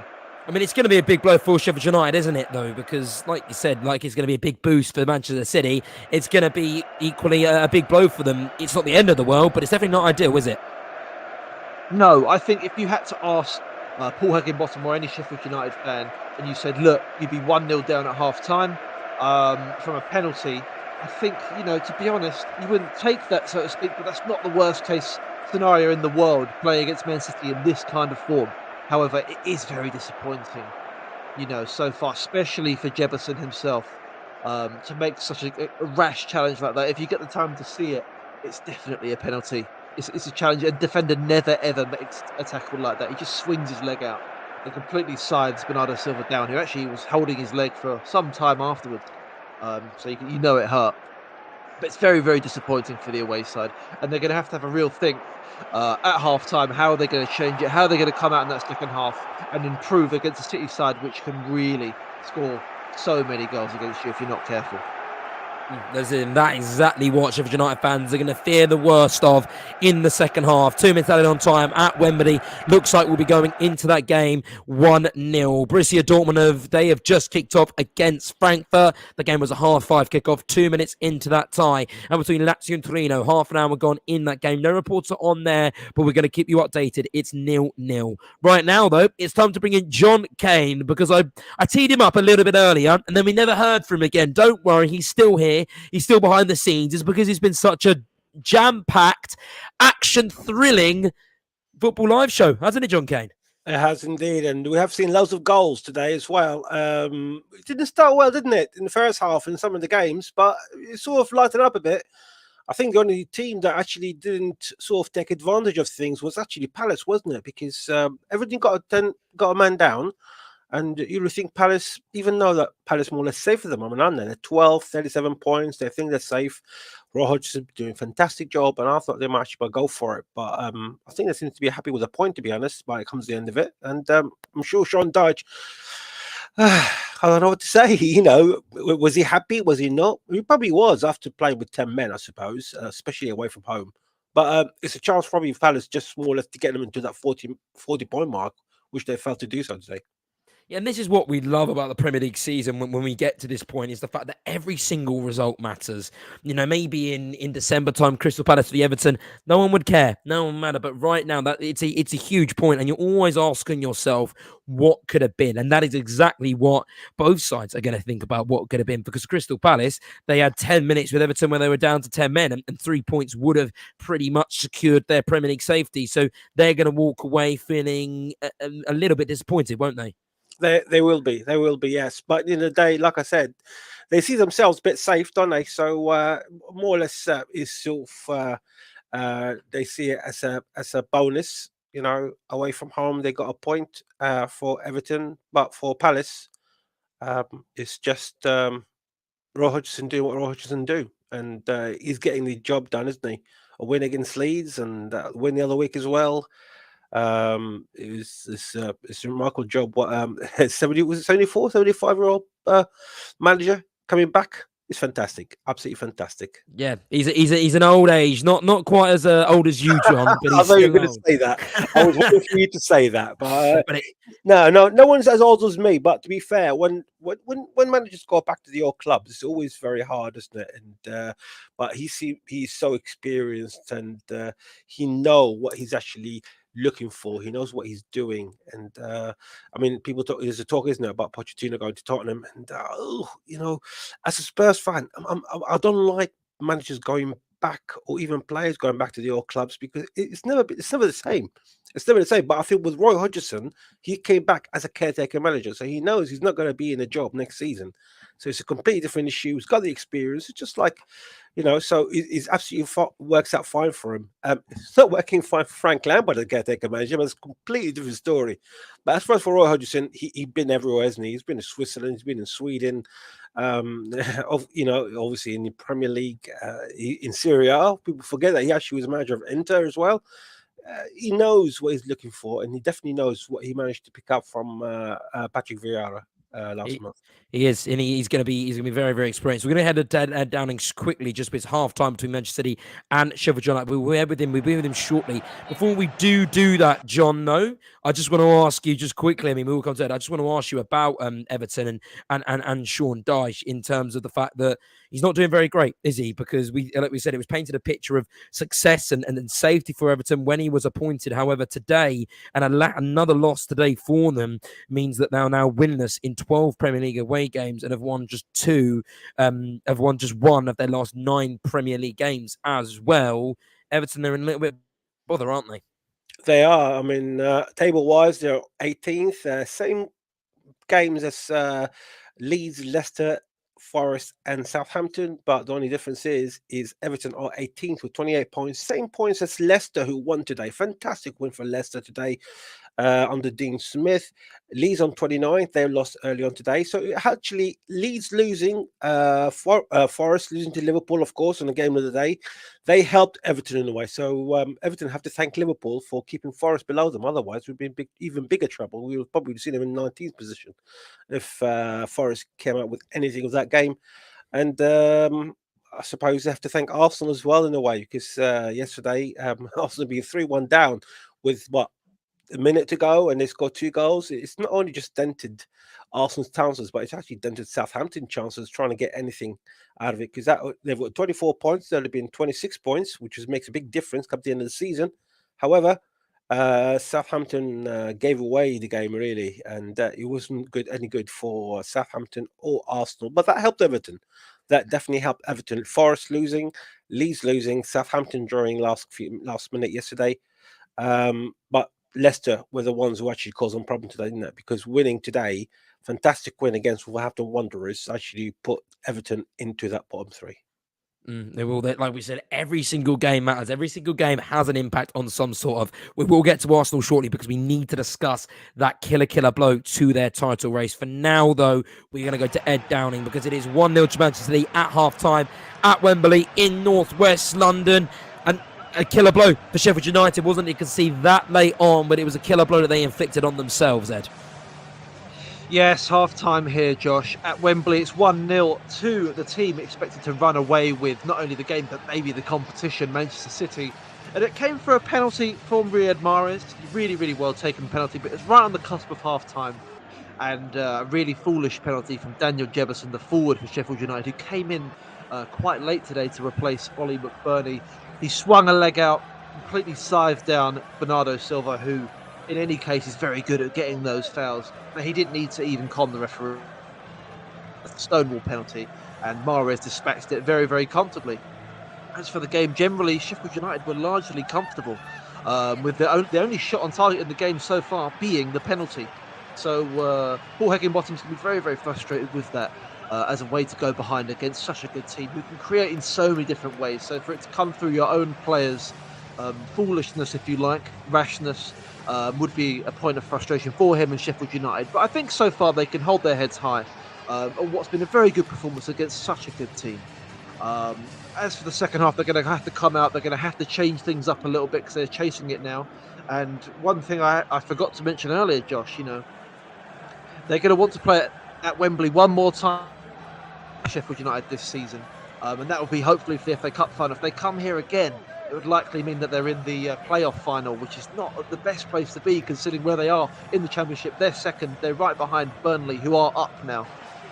So they're going to use this as good practice. Hopefully they don't have to come here again if they lose today and they come up the normal way. But I'd say that's a pretty satisfying half for them aside from that penalty. And let's see what they can offer in the second half. But 45 minutes gone here. It's 1-0 to Manchester City. What will change at Wembley yet now? Like that late goal, both managers will already be prepping their half-time teams, but that late goal changes things. We'll start with Manchester City. Is it just going to be a case of more of the same for them? Like we said, they're not going to have a Sheffield United low block in front of them anymore, are they? Because United are going to need to come out and chase the game. No, City's game, it's a strange one, really. I think they do what they do regardless of the time in the game and what the opposition are doing. I think their players are that good, and there's that much versatility within this team that they can really do what they want. For the remainder of the game, I think they're going to really want to chasing that second goal. They can't afford to let Sheffield United come into the game. I think Pep Guardiola is going to be in there, and who knows what he's saying, truth be told, but he'll be in there and he'll be saying, we need to get that second goal as soon as possible to extinguish any doubt that we're going to win this game. As for what Sheffield United are going to do, as soon as that penalty was scored, funnily enough, I can see him gesturing to his two wing-backs. I think it's Ryan Lowe and George Baldock, and just pushing them right up. So they'll be now acting wingers rather than fullbacks. And we'll see how that added width adds to the team. I think Jefferson and then Dye up front, I don't think their job changes too much. They've been very good at securing the City back line, trying to get on the ball. But we'll see. What you don't want to happen as a neutral is Sheffield United to come out flying in the second half and just immediately go 2, 3, 4 goals down, which is very, very possible with this City team. They play at a high line. Erling Haaland's going to punish you every single time he gets the ball there. So we'll wait and see, Josh. We could have an upset still on our hands. I can see a Wigan situation happening. City come off the gas a little bit. They let Sheffield United go into the game, a late goal, and who knows what can happen in this competition. It really can throw up any kind of result, can't it? It's why we love the FA Cup, because you never know what the next goal or the next chance is going to be or where it's going to go, and that's exactly what will happen and what we hope will happen in the second half. To the Signal Iduna Park now with Patrick Norret. 10 minutes gone there, Patrick, and Frankfurt were the ones that tried to draw first blood. Yeah, I mean, it was a quick start by them. The ball got down the right-hand side. It sort of like a cross-come shot, but it sort of hit the post, so the ball went out. But at the moment, I would say that even Stevens, because no real team none of them making clear chances. But I think Dortmund are a bit surprised with regard to the way Frankfurt are playing. They're playing a 5-4-1 at the back. It's very strange. Normally don't do that, and they finding it very difficult. But like I said to you before the game started, everything's very slow, very sort of like you know where the ball's going. It's just that someone's going to make that pass. But in the last 2 or 3 minutes or so, Dortmund have been having more possession and trying to take more chances. But anyway, we've, 12 gone. It's still Dortmund 0, Frankfurt 0. Thank you very much, Patrick. And that goal for Mahrez means he's now scored in every round of the FA Cup so far. He just loves the FA Cup, and he's a really, really good player, isn't he, Riyad Mahrez? And we're going to bring in John Kane now, not to talk about Mahrez, but to talk about a team that Mahrez is going to be hoping to beat. And that is a fact that Arsenal, they dropped points yesterday at Southampton. I spoke briefly about the result that took place yesterday. And John Kane, I mean, it's not a great place for Arsenal. I mean, the one question I do really want to ask you, and the one that I kind of was running over my head overnight, was the fact that is it 3 points drop for Arsenal, or is it 1 point gained? It's a very good question, isn't it? Well, it's probably 1 point gain in a way.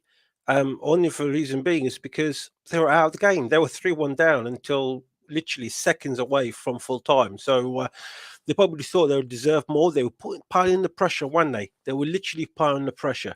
But it just did not work out for them come the end of the day. Southampton, they were very good. They took their chances very well. They compared the chances that they had and the goals they scored. It's definitely something that Robin Sellers would be proud of doing, to try to help his team to come off the bottom and stay off the relegation zone, which they are actually rock bottom at the moment. So it doesn't help their case. But as for Arsenal, they more or less blew it, didn't they? It's only 5 points ahead. That Man City 2 games in hand, including the one against Arsenal come Wednesday. So it's going to be a big game. Man City, if they win the game, especially on the form they've been, we've seen them playing in the Premier League in the last few weeks, and definitely see them playing today. And we've seen how they're playing in the Champions League. They've been brilliant. As Ed said, they're probably the best team in Europe. It's fantastic to watch. And we've seen the mistakes yesterday as well at Arsenal. We've seen the first goal. That was a highlight, isn't it? It's like what De Gea and Maguire were doing on Thursday for Manchester United, and Arsenal thought, we'll do it better. And Aaron Ramsdale done that. But that's actually going to cost them. That's going to cost them the league.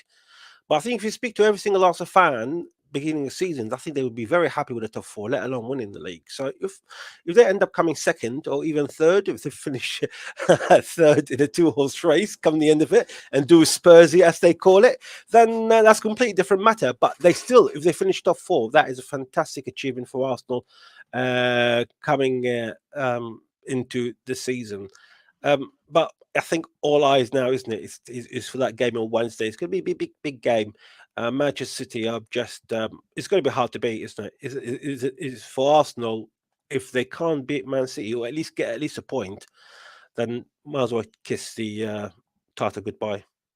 That is and that's spot on, and I do want to get onto that shortly about how this game does affect the Manchester City game coming up. I just do want to ask the question, really, is this a bottle from Arsenal? Have they sort of bottled it at the top of the league? Because, like I said, they were 8 points clear at some point. You also have to take into consideration the fact that they weren't expected to, get top 4, let alone, finish top of the league, first or second. So it's a good season, whatever happens in that respect. But have they let this slip? And as we kind of say in terms of association with Spurs, have they bottled it? Have they Spursed it up? I do. I think I do apologise to any Spurs fans listening to this, but people just start calling it Spursy. Even today on BBC, the report, the presenter, she's not even the Spurs sports presenter. She said, "Oh, they're going to have done a Spursy," and I was just thinking, oh, that word is going really around the world, isn't it? At the moment, they have. I think they have bottled it. I mean, look, they drew the last 3 games. The games that they've got, it's definitely not easy. The problem that Arsenal have, which something they've done better than when Spurs were in that position about 4 or 5 years ago when Leicester won the league, or maybe longer than that now, is they went and bought 2-3 players where Spurs never did, and Spurs paid the consequences. However, with Arsenal, they haven't got a substitute that replace the other. You know, the depth of that squad is not good enough to win the league.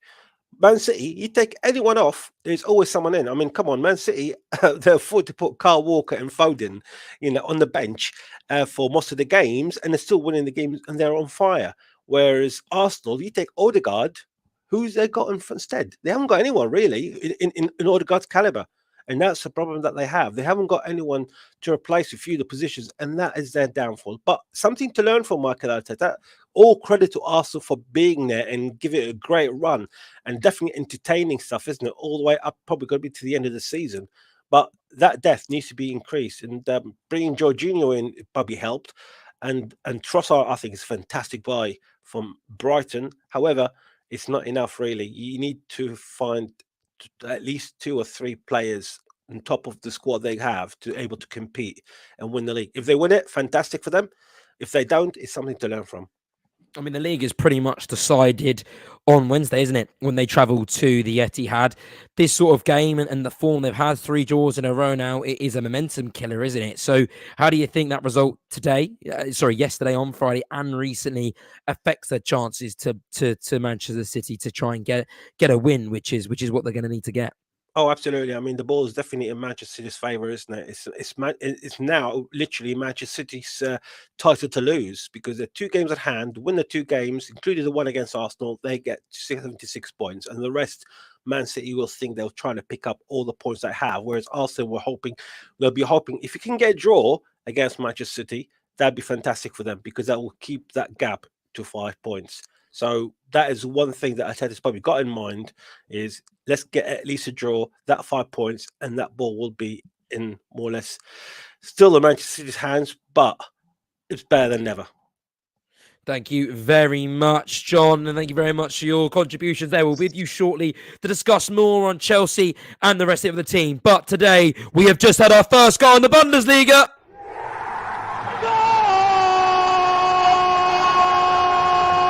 The goals, powered by NairaBet.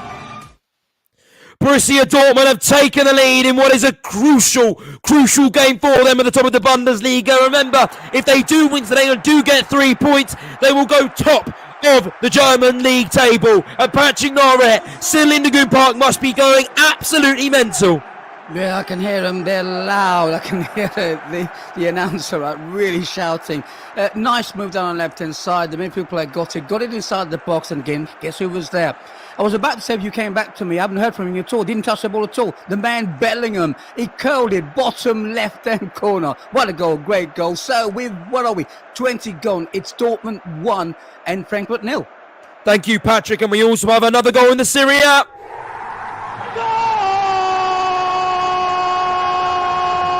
The goals, powered by NairaBet. And it is Torino who have taken a shock lead in the Italian capital. It is Lazio 0, Torino 1, and the halftime whistle has just gone there at the Olympic Stadion. Lazio 0, Torino 1. Before we go to feminine team, let's get a quick update from Ed Downey, because a minute or two has gone at Wembley. Yeah, teams are out and they're playing. We just saw a really good foray from Julian Alvarez into the Sheffield United box, but Wes Foderingham swept up nicely and recovered the ball. Sheffield United have got to be very aggressive here. They can't concede within the first 10-15 minutes. They've got to stay in this game and try and get one, nick one on the break or something. They can't let City take control of this game and score like they usually do. But 47 minutes played, it's 1-0 here to Manchester City. That's going to be a very, very interesting to see how that second half plays. Sheffield United are going to start playing like the Premier League champions. They've got to outplay the Premier League champions if they are to get something in that game and take the FA Cup semi-final against Manchester City to extra time. Hopefully, they'll be hoping they can take it. They can turn the game around, score 2 goals and not need extra time. But for now, we're going to go to Femi and the team in Nigeria.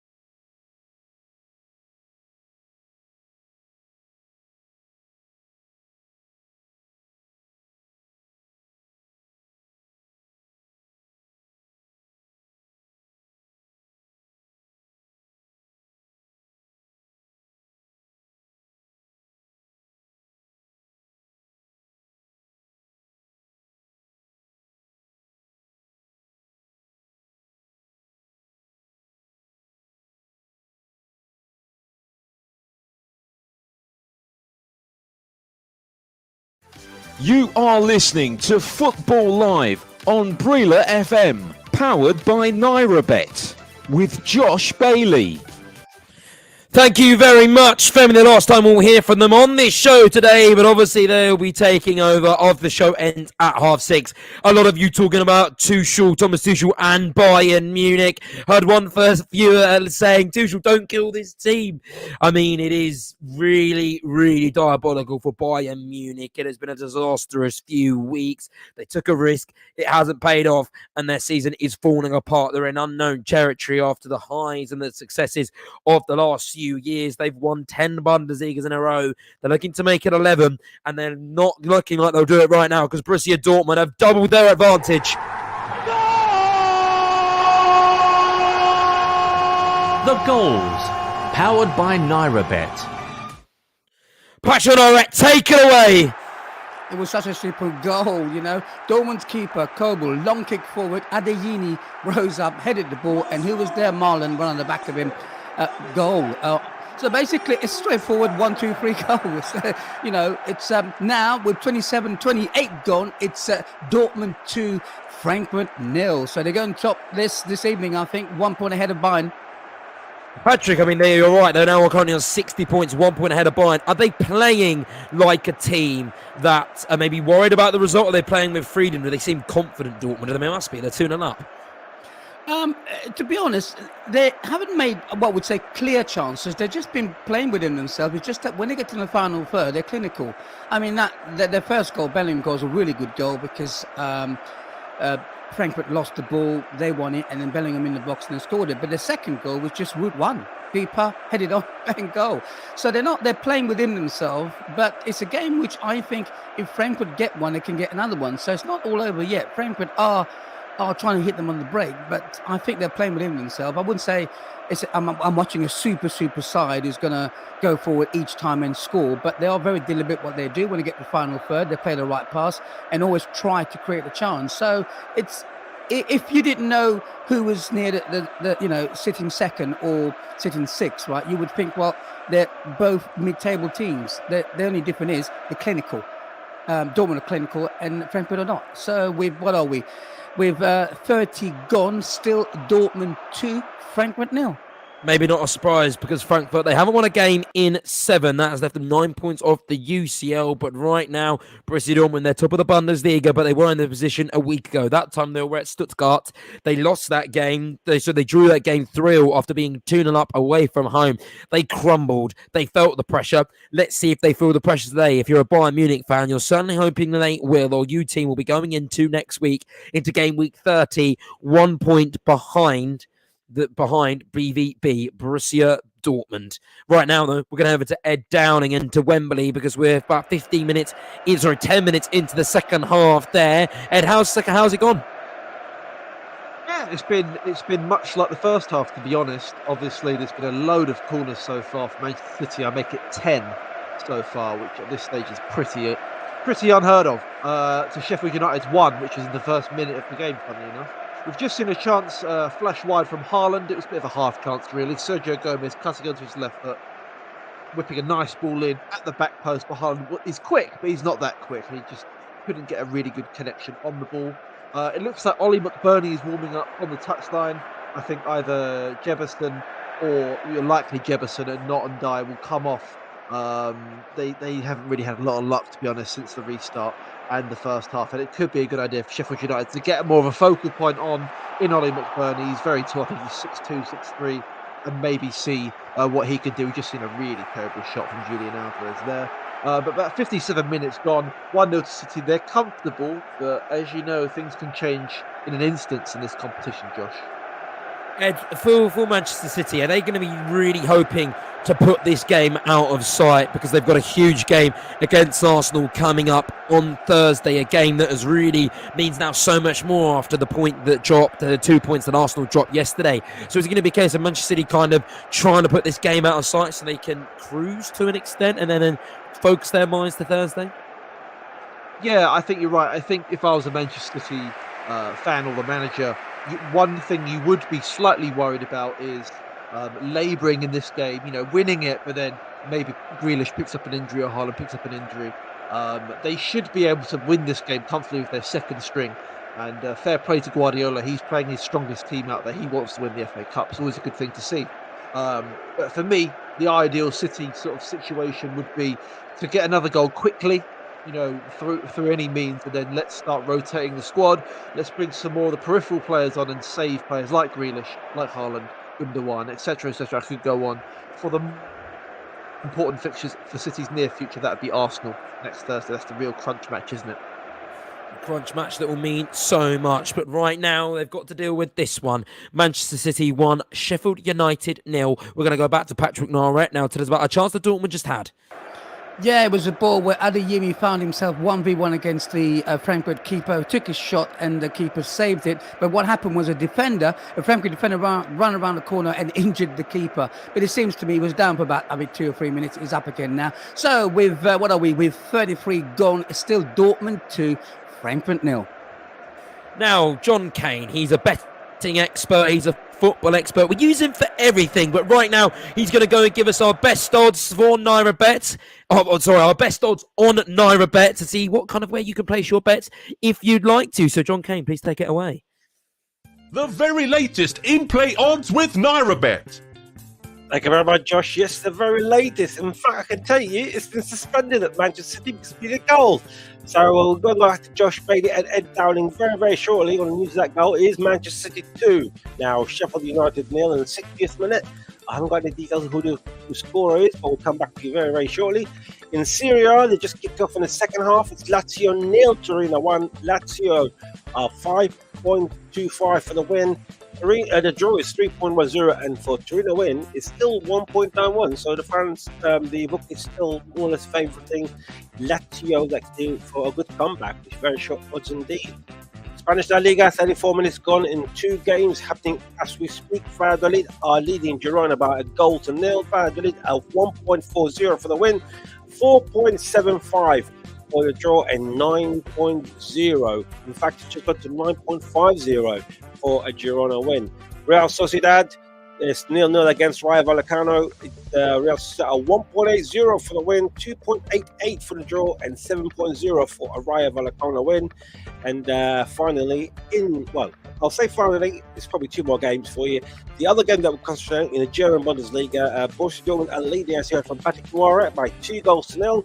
It's suspended for Borussia Dortmund at the moment. The draw is 15.0, and for Frankfurt to turn it around, they're only 34.0, so there's still a chance there. Normally, teams were two down, you get much higher odds. So they still got faith with Eintracht Frankfurt in the way. Finally, we'll tell you the Dutch everything. See, 18 minutes gone, Herneven are playing Emmen. They're still 0-0. It's 1.70 for Herneven to win, 3.50 for the draw. If I just got up to 3.50. And finally, the win for Emmen away from home is 5.50. And of course, all these odds are subject to change.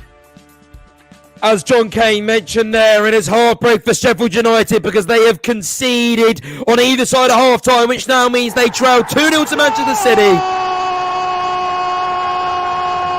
The goals, powered by Naira Bet. The Sheffield United fans, though, made a 200-mile journey to maybe see their team defeat the giants of English football when it feels like they won't be slaying any giants today, Ed Downing. No, it doesn't. It's 2-0, and it's that man again, Riyad Mahrez. He's scored in every single stage of the competition so far, and he's just got another one. And it's a very, very, very, very nice goal, actually. It was Jamal Lowe who turned it out into midfield. He did one of those things you get taught as a schoolboy. You know, if you don't turn into the pressure like how he did. If in doubt, just pass it back out again, where he can see. But he turns, he can't see that Mahrez is right behind him. His pocket is picked, and Mahrez just basically runs in a straight line. Like, he does very, very well, but the defending is pretty haphazard from Sheffield United. They don't engage him at all. There's no pressure on him. He runs in a straight line, slots it past the goalkeeper like he's not even there. And it's a pretty easy goal, to be honest. So 2-0 here to Manchester City. Exactly what they would have wanted at this stage. And now Guardiola is going to start thinking, okay, who can I replace? Who can I bring on? And how can we consolidate this game in a way that doesn't jeopardise Arsenal on Wednesday? And for Sheffield United, I think They're going to try and go for it for a bit longer, but to be honest, it could be damage limitation at this stage, unfortunately. But 63 minutes gone here. It's Manchester City, 2 goals up. It's the cruel, cruel fate of the FA Cup, isn't it? It draws you in, it gets you dreaming, and then sooner rather or later, it snatches those dreams away and puts them out, because Sheffield United, it looks like they won't be going to Wembley for the final this season. It's Manchester City who are going to win their first FA Cup semi-final in 3 attempts, and they will be there come the 3rd of June. Who will it be against, or who knows? It's Manchester United v Brighton tomorrow.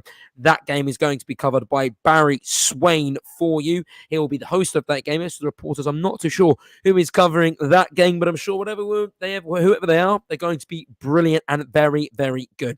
Manchester United v Brighton tomorrow.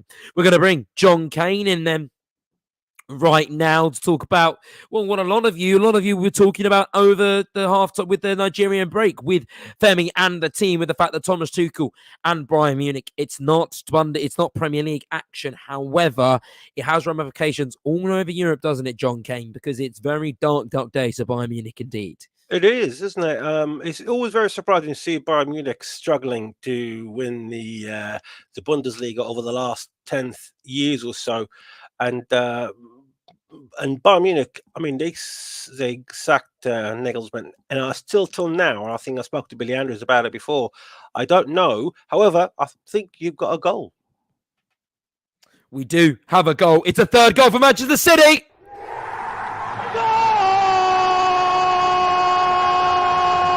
The goals, powered by NairaBet.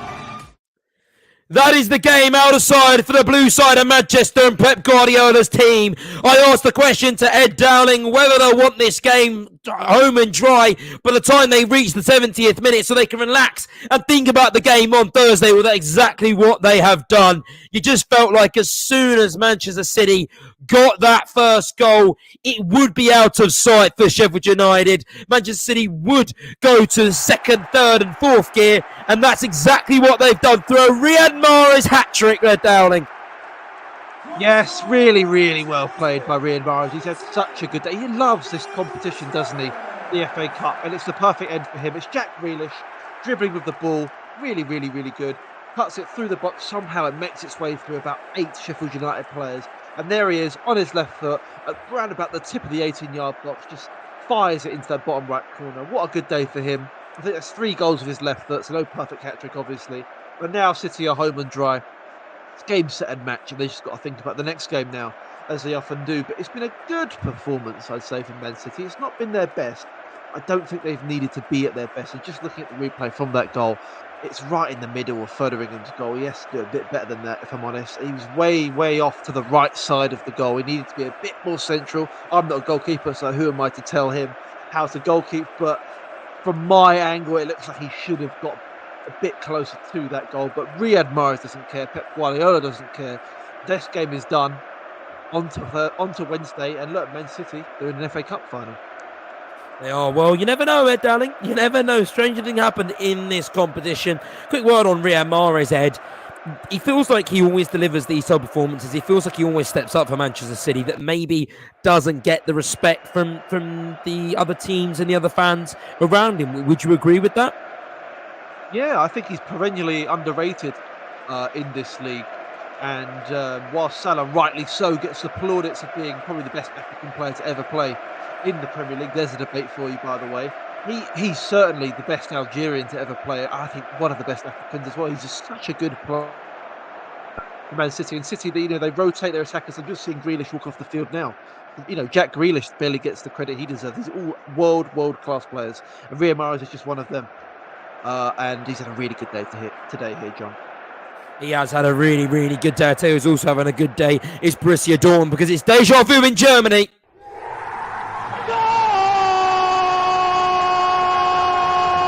The goals, powered by NairaBet. Yes, it's Borussia Dortmund, a bit like their English counterparts, Manchester City, who have taken a 3-goal lead. Dortmund have done exactly like that in Germany, Patrick Norret. Yeah, it was against the run of play, I would say. They worked the ball on the right hand side. I mean, he got it on the right hand side. He crossed it to the other left, to the left back. The left back then crossed it. Guess who was in the box? The centre back, Hummels, the slowest player on the pitch, I think, for Dortmund. And he headed it in, bottom left hand corner. So with 42 gone, it's Dortmund 3, Frankfurt 0 against the run of play, I would say. A comfortable afternoon in the office for Borussia Dortmund, and you really can't see them relinquishing that lead now, can you? With just coming into half-time, 2 minutes away from the 45th minute, and they are going to be sitting pretty at the top of the Bundesliga. A dream day for them. And then there's a couple of changes, actually, before we do. For Manchester City, Cole Palmer and Phil Foden have just come on behind and Grealish. That's Manchester City putting on their feet up, and Billy Sharp has just come on, the Sheffield United legend. Let's see if he can cement his name into further Sheffield legend, because if he can, it'll be one of the most historic performances in FA Cup history. Let's bring back in John Kane now to talk more about Bayern Munich. I mean, please take off where you sort of were, John, because I mean, the Bayern Munich fans are going to be looking at the Borussia Dortmund scoreline and thinking the worst, aren't they? They are. I mean, 3-0 for Borussia Dortmund now. You would think what's going to happen in the second half if they keep that momentum going. The goal difference is going to be very, very vital for it as well if it comes to the end of the season. It's weird with Bayern Munich. We did say like they've been so stable over the last 10 years or so. The whole decade was actually a Bayern Munich decade, not only in domestically, but also they'll have won European Cup as well. Lewandowski's been absolutely the star for them, and he left Bayern Munich and went to Barcelona, and they tried to replace him with Sadio Mane. I don't think it worked out for both sides, to be fair. There's the issues that happened in last week as well, when the issue between Mane and Leroy Sané on a bit of backfights, something like that. It just didn't go down well. Apparently, it seems like Mane has been isolated. Yes, he came on today. He came on against Manchester City on Wednesday, and again, in the Champions League, and he just not working out. And I think the good thing about having Thomas Tuchel is he is very well experienced, and I think he's trying to impress. He impressed some of the places, and you can't take that away from the guy. I think, however, leaving Chelsea, the way he left Chelsea, people know why he left Chelsea, because Chelsea start more of dry out a bit, didn't have results, and look at the continuation of it at the moment. It hasn't been going well at all. But I personally think Thomas Tuchel will turn things around. I know a lot of fans, people talking, loads of listeners in the break with Femi about Bayern Munich and Tuchel don't kill the team. I don't think he will. I think he will turn around. I think he just needs time. Every manager needs a bit of time, and someone like Tuchel will get his time.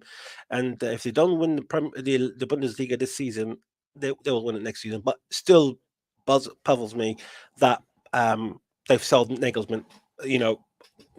I don't know why. I still don't know why. The results will go in their favours, and I'm sure Billy Andrews will have very similar views on that. But I think you're right, John. I mean, I think it was a decision inspired by fear, wasn't it? I think it's the word. They were really worried about losing out on Thomas Tuchel at the end of the season. That he was speaking to Spurs, and they were worried that Spurs were going to appoint him as their manager, and I think that is why they moved when they did. But unfortunately, it feels like they maybe didn't think about the consequences that would have for this season.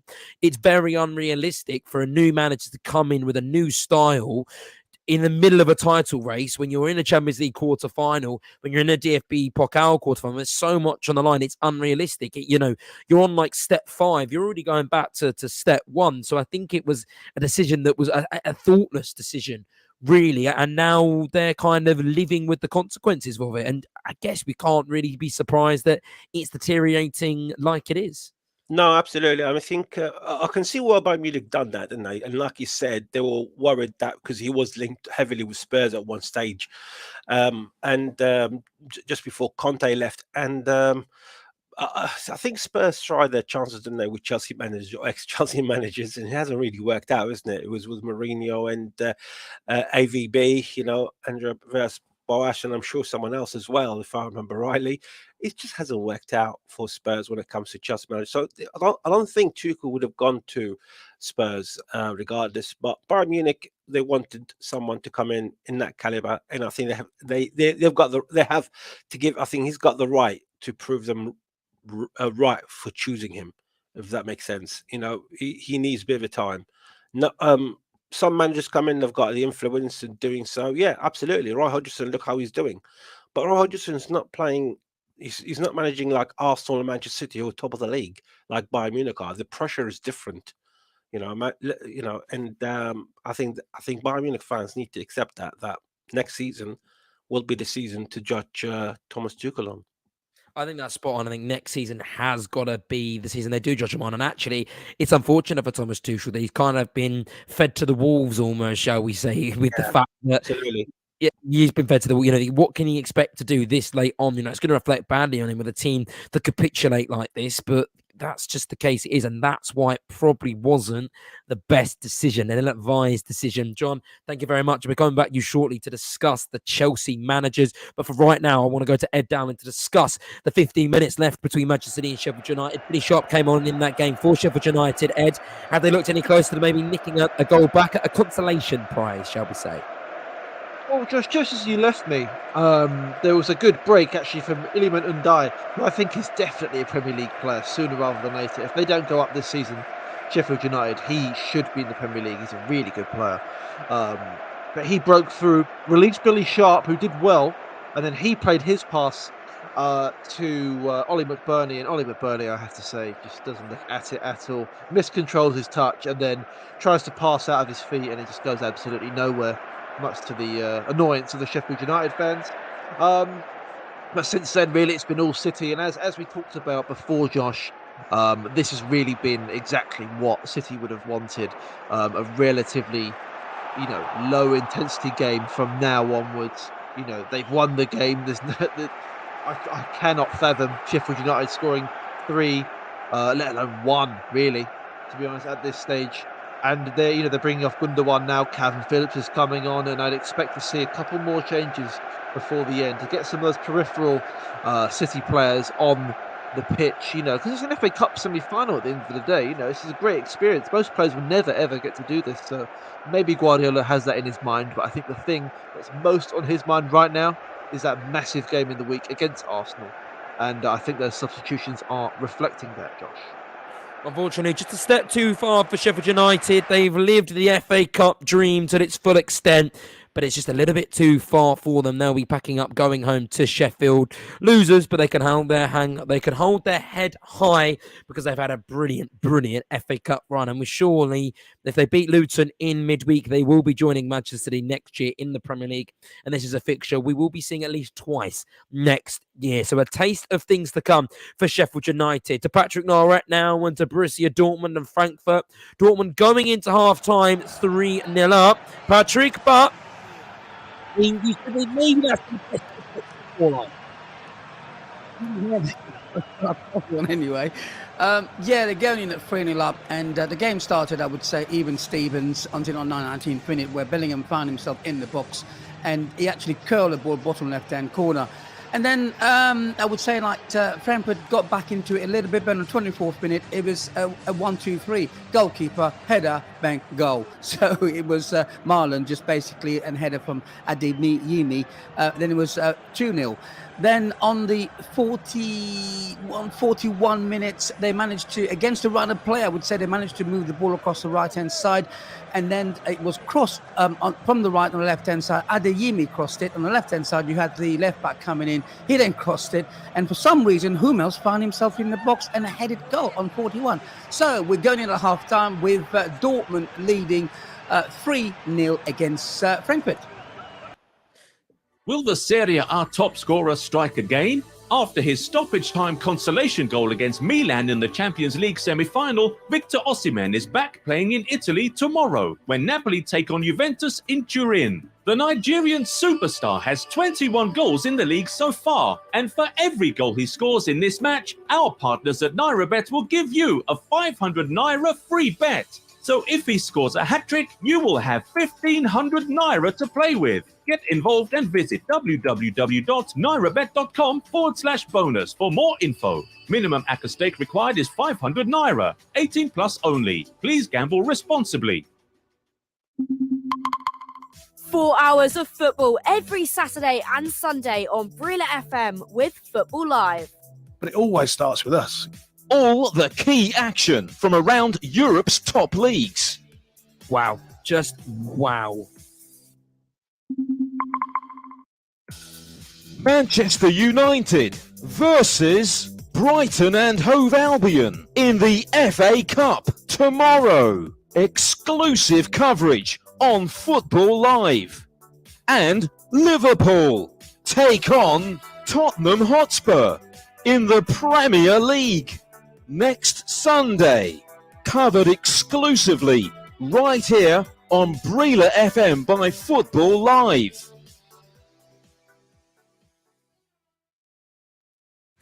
You are listening to Football Live on Brila FM, powered by NairaBet. Have your say on today's action and interact with Brila FM on Twitter at Brila FM 889, on Facebook at 889 Brila FM, and on Instagram, Brila FM 889. It is drama you will not want to miss. Well, against all the odds, Bournemouth have taken the lead and not a single shot on target up to this point. Yeah, it was a James Ward-Prowse classic. He just kills it beautifully. Well, it's been absolute chaos. Yes, Josh. Football's a cruel game. You know, you can have all the possession you want, but if you don't put the ball at the back of the net. It was, again, Kate and Son, like the good old days. But this show never disappoints. Yes, well, it's Brentford 0, Crystal Palace 1 here, and it's Eberechi Eze who's got the goal. Oh my word, Josh. I cannot believe how Phil Foden has not made this 2-0. Yes, Barry, it's a second goal for Borussia Dortmund, and the Dice Watch Gabon are running away with it now. Today's show is powered by Hollandia and Chivita. Only a disappointing 6 minutes left of today's show. It has absolutely flown by. There's been action packed in every single nook and cranny that we could possibly have dreamed of. In the Premier League earlier today, Brentford and Aston Villa drew 1-1. Crystal Palace and Everton drew 0-0. Leicester beat Wolves 2-1. And Liverpool and Nottingham Forest beat 3-2. Right now, currently, it is Ed Dowling watching over Manchester City v Sheffield United. 10 minutes left in that game. It's probably all but done, isn't it, Ed? It is just turning into a training match now for Manchester City. I'm really just taking it as an opportunity to see some of their more peripheral players. I think Sergio Gomez has really impressed today. I think he's looked really, really good. And you can see why Pep Guardiola has brought him to City. He's so technical. He really tucks in as well when City have the ball. He basically plays as a centre midfielder, which I know is customary of Pep Guardiola's play. So it's been good to see him. Cole Palmer getting a run out as well. Phil Foden returning after his appendicitis. Julian Alvarez is still in the field as well. He's such a hard-working player. He's still pressing the back line. Even now, he wants to get his goal. But in terms of the contest, I think the contest ultimately is finished, unfortunately. If you're a Sheffield United fan or a neutral, City are far too good to let anything slip now. I'd be shocked if they concede at this stage, to be honest, Josh. I think it would be an absolute capitulation, an historic capitulation, an equally historic comeback. But unfortunately, I don't see Manchester City conceding 3 goals there. Thank you very much, Ed. The show may be ending today then, but the fun continues tomorrow because it is Newcastle v Tottenham Hotspur at 2 o'clock. A huge game in the top 4 clash. It's one that will probably all but seal the fate for Newcastle in the top 4 if they can get a win. They'll move to 59 points level with Manchester United and open up the gap to the top 4 between them and Spurs to 6 points, and they'll have a crucial game in hand. So the direction for Newcastle is that of they win tomorrow and they're pretty much in the Champions League as long as they don't capitulate towards the end of this season. For Tottenham, well, you really can't see them winning tomorrow at St James's Park. Their away record has not been great this year. To be honest, their record over the last 2 games hasn't been good this year either. And this is what Christian Salini had to say about the game coming up tomorrow. Yeah, we had 1 week to recharge after the last game. We had a good week. We are well prepared to play this type of game. It would be tough because never is easy in Premier League. And probably this is one of the worst stadium to play, for the atmosphere, power. But we have a good squad, and I believe in the players, in the team, in the club. So we are prepared to play. Yes, they will got to be prepared to play, because if they don't, they will lose that game. And if they lose that game, the Champions League hopes are all but done. But it's not just the Premier League that we're focusing on tomorrow, because there's a big game in the FA Cup. It's the blue side of Manchester playing today, and it's the red side of Manchester playing tomorrow. They host Brighton. They came off the back of a really disappointing exit in the Europa League, losing 3-0 to Sevilla, 5-2 on aggregate overall. This is what Erik ten Hag had to say about that defeat in Spain. I think they showed in the past they can, but tonight we were not good enough. It was obvious, it was clear. So we didn't match the standards, what you can expect from a team from Manchester United. He's the one with the most clean sheets in the Premier League, so that shows he's a very capable goalkeeper. I have to acknowledge it's the truth. It's hard and tough, but it's the truth, and it can't be, and it's unacceptable. But I think we showed in the past we can bounce really quickly back. We did it between games many times now this season. But what we have to learn is to start games better with more desire and passion, more composure on the ball. And when you get a setback, then you have to deal with it and carry on. They are posting a Brighton team at Wembley that will not go down without a fight. Remember, Manchester United are going to be without Varane and Lisandro Martinez, and they're going to come up against a Brighton team that love to score goals. They've reached new heights this season, and their boss, Robert De Zerbi, says they're going to play with an honour and emotion against Manchester United. How far will that honour and emotion get them? I've got a really, really sneaky feeling that we could see Brighton playing against Manchester City in the FA Cup come the 3rd of June. That might be a little bit disappointing to the neutral, because we really want a Manchester derby, but there's something different about this Brighton team. They're on a hot streak. They play phenomenal football. Pep Guardiola say they play the best build-up football in Europe. So that is a game you are not going to want to miss. Chris Baldwin hosting that one. A recap then of all the games. Well, currently Manchester City with 5 minutes left are beating Sheffield United 3-0. Borussia Dortmund are beating Eintracht Frankfurt 3-0. Brentford drew 1-0 with Aston Villa. Crystal Palace drew 0-0 with Everton. Leicester beat Wolves 2-1, and Nottingham Forest beat Liverpool, beat Nottingham Forest 3-2. This has been Football Live. Thank you to our team of reporters. We'll see you on Sunday. Today's show was produced by John Kane and powered by Hollandia Civita and our official betting partner, NairaBet.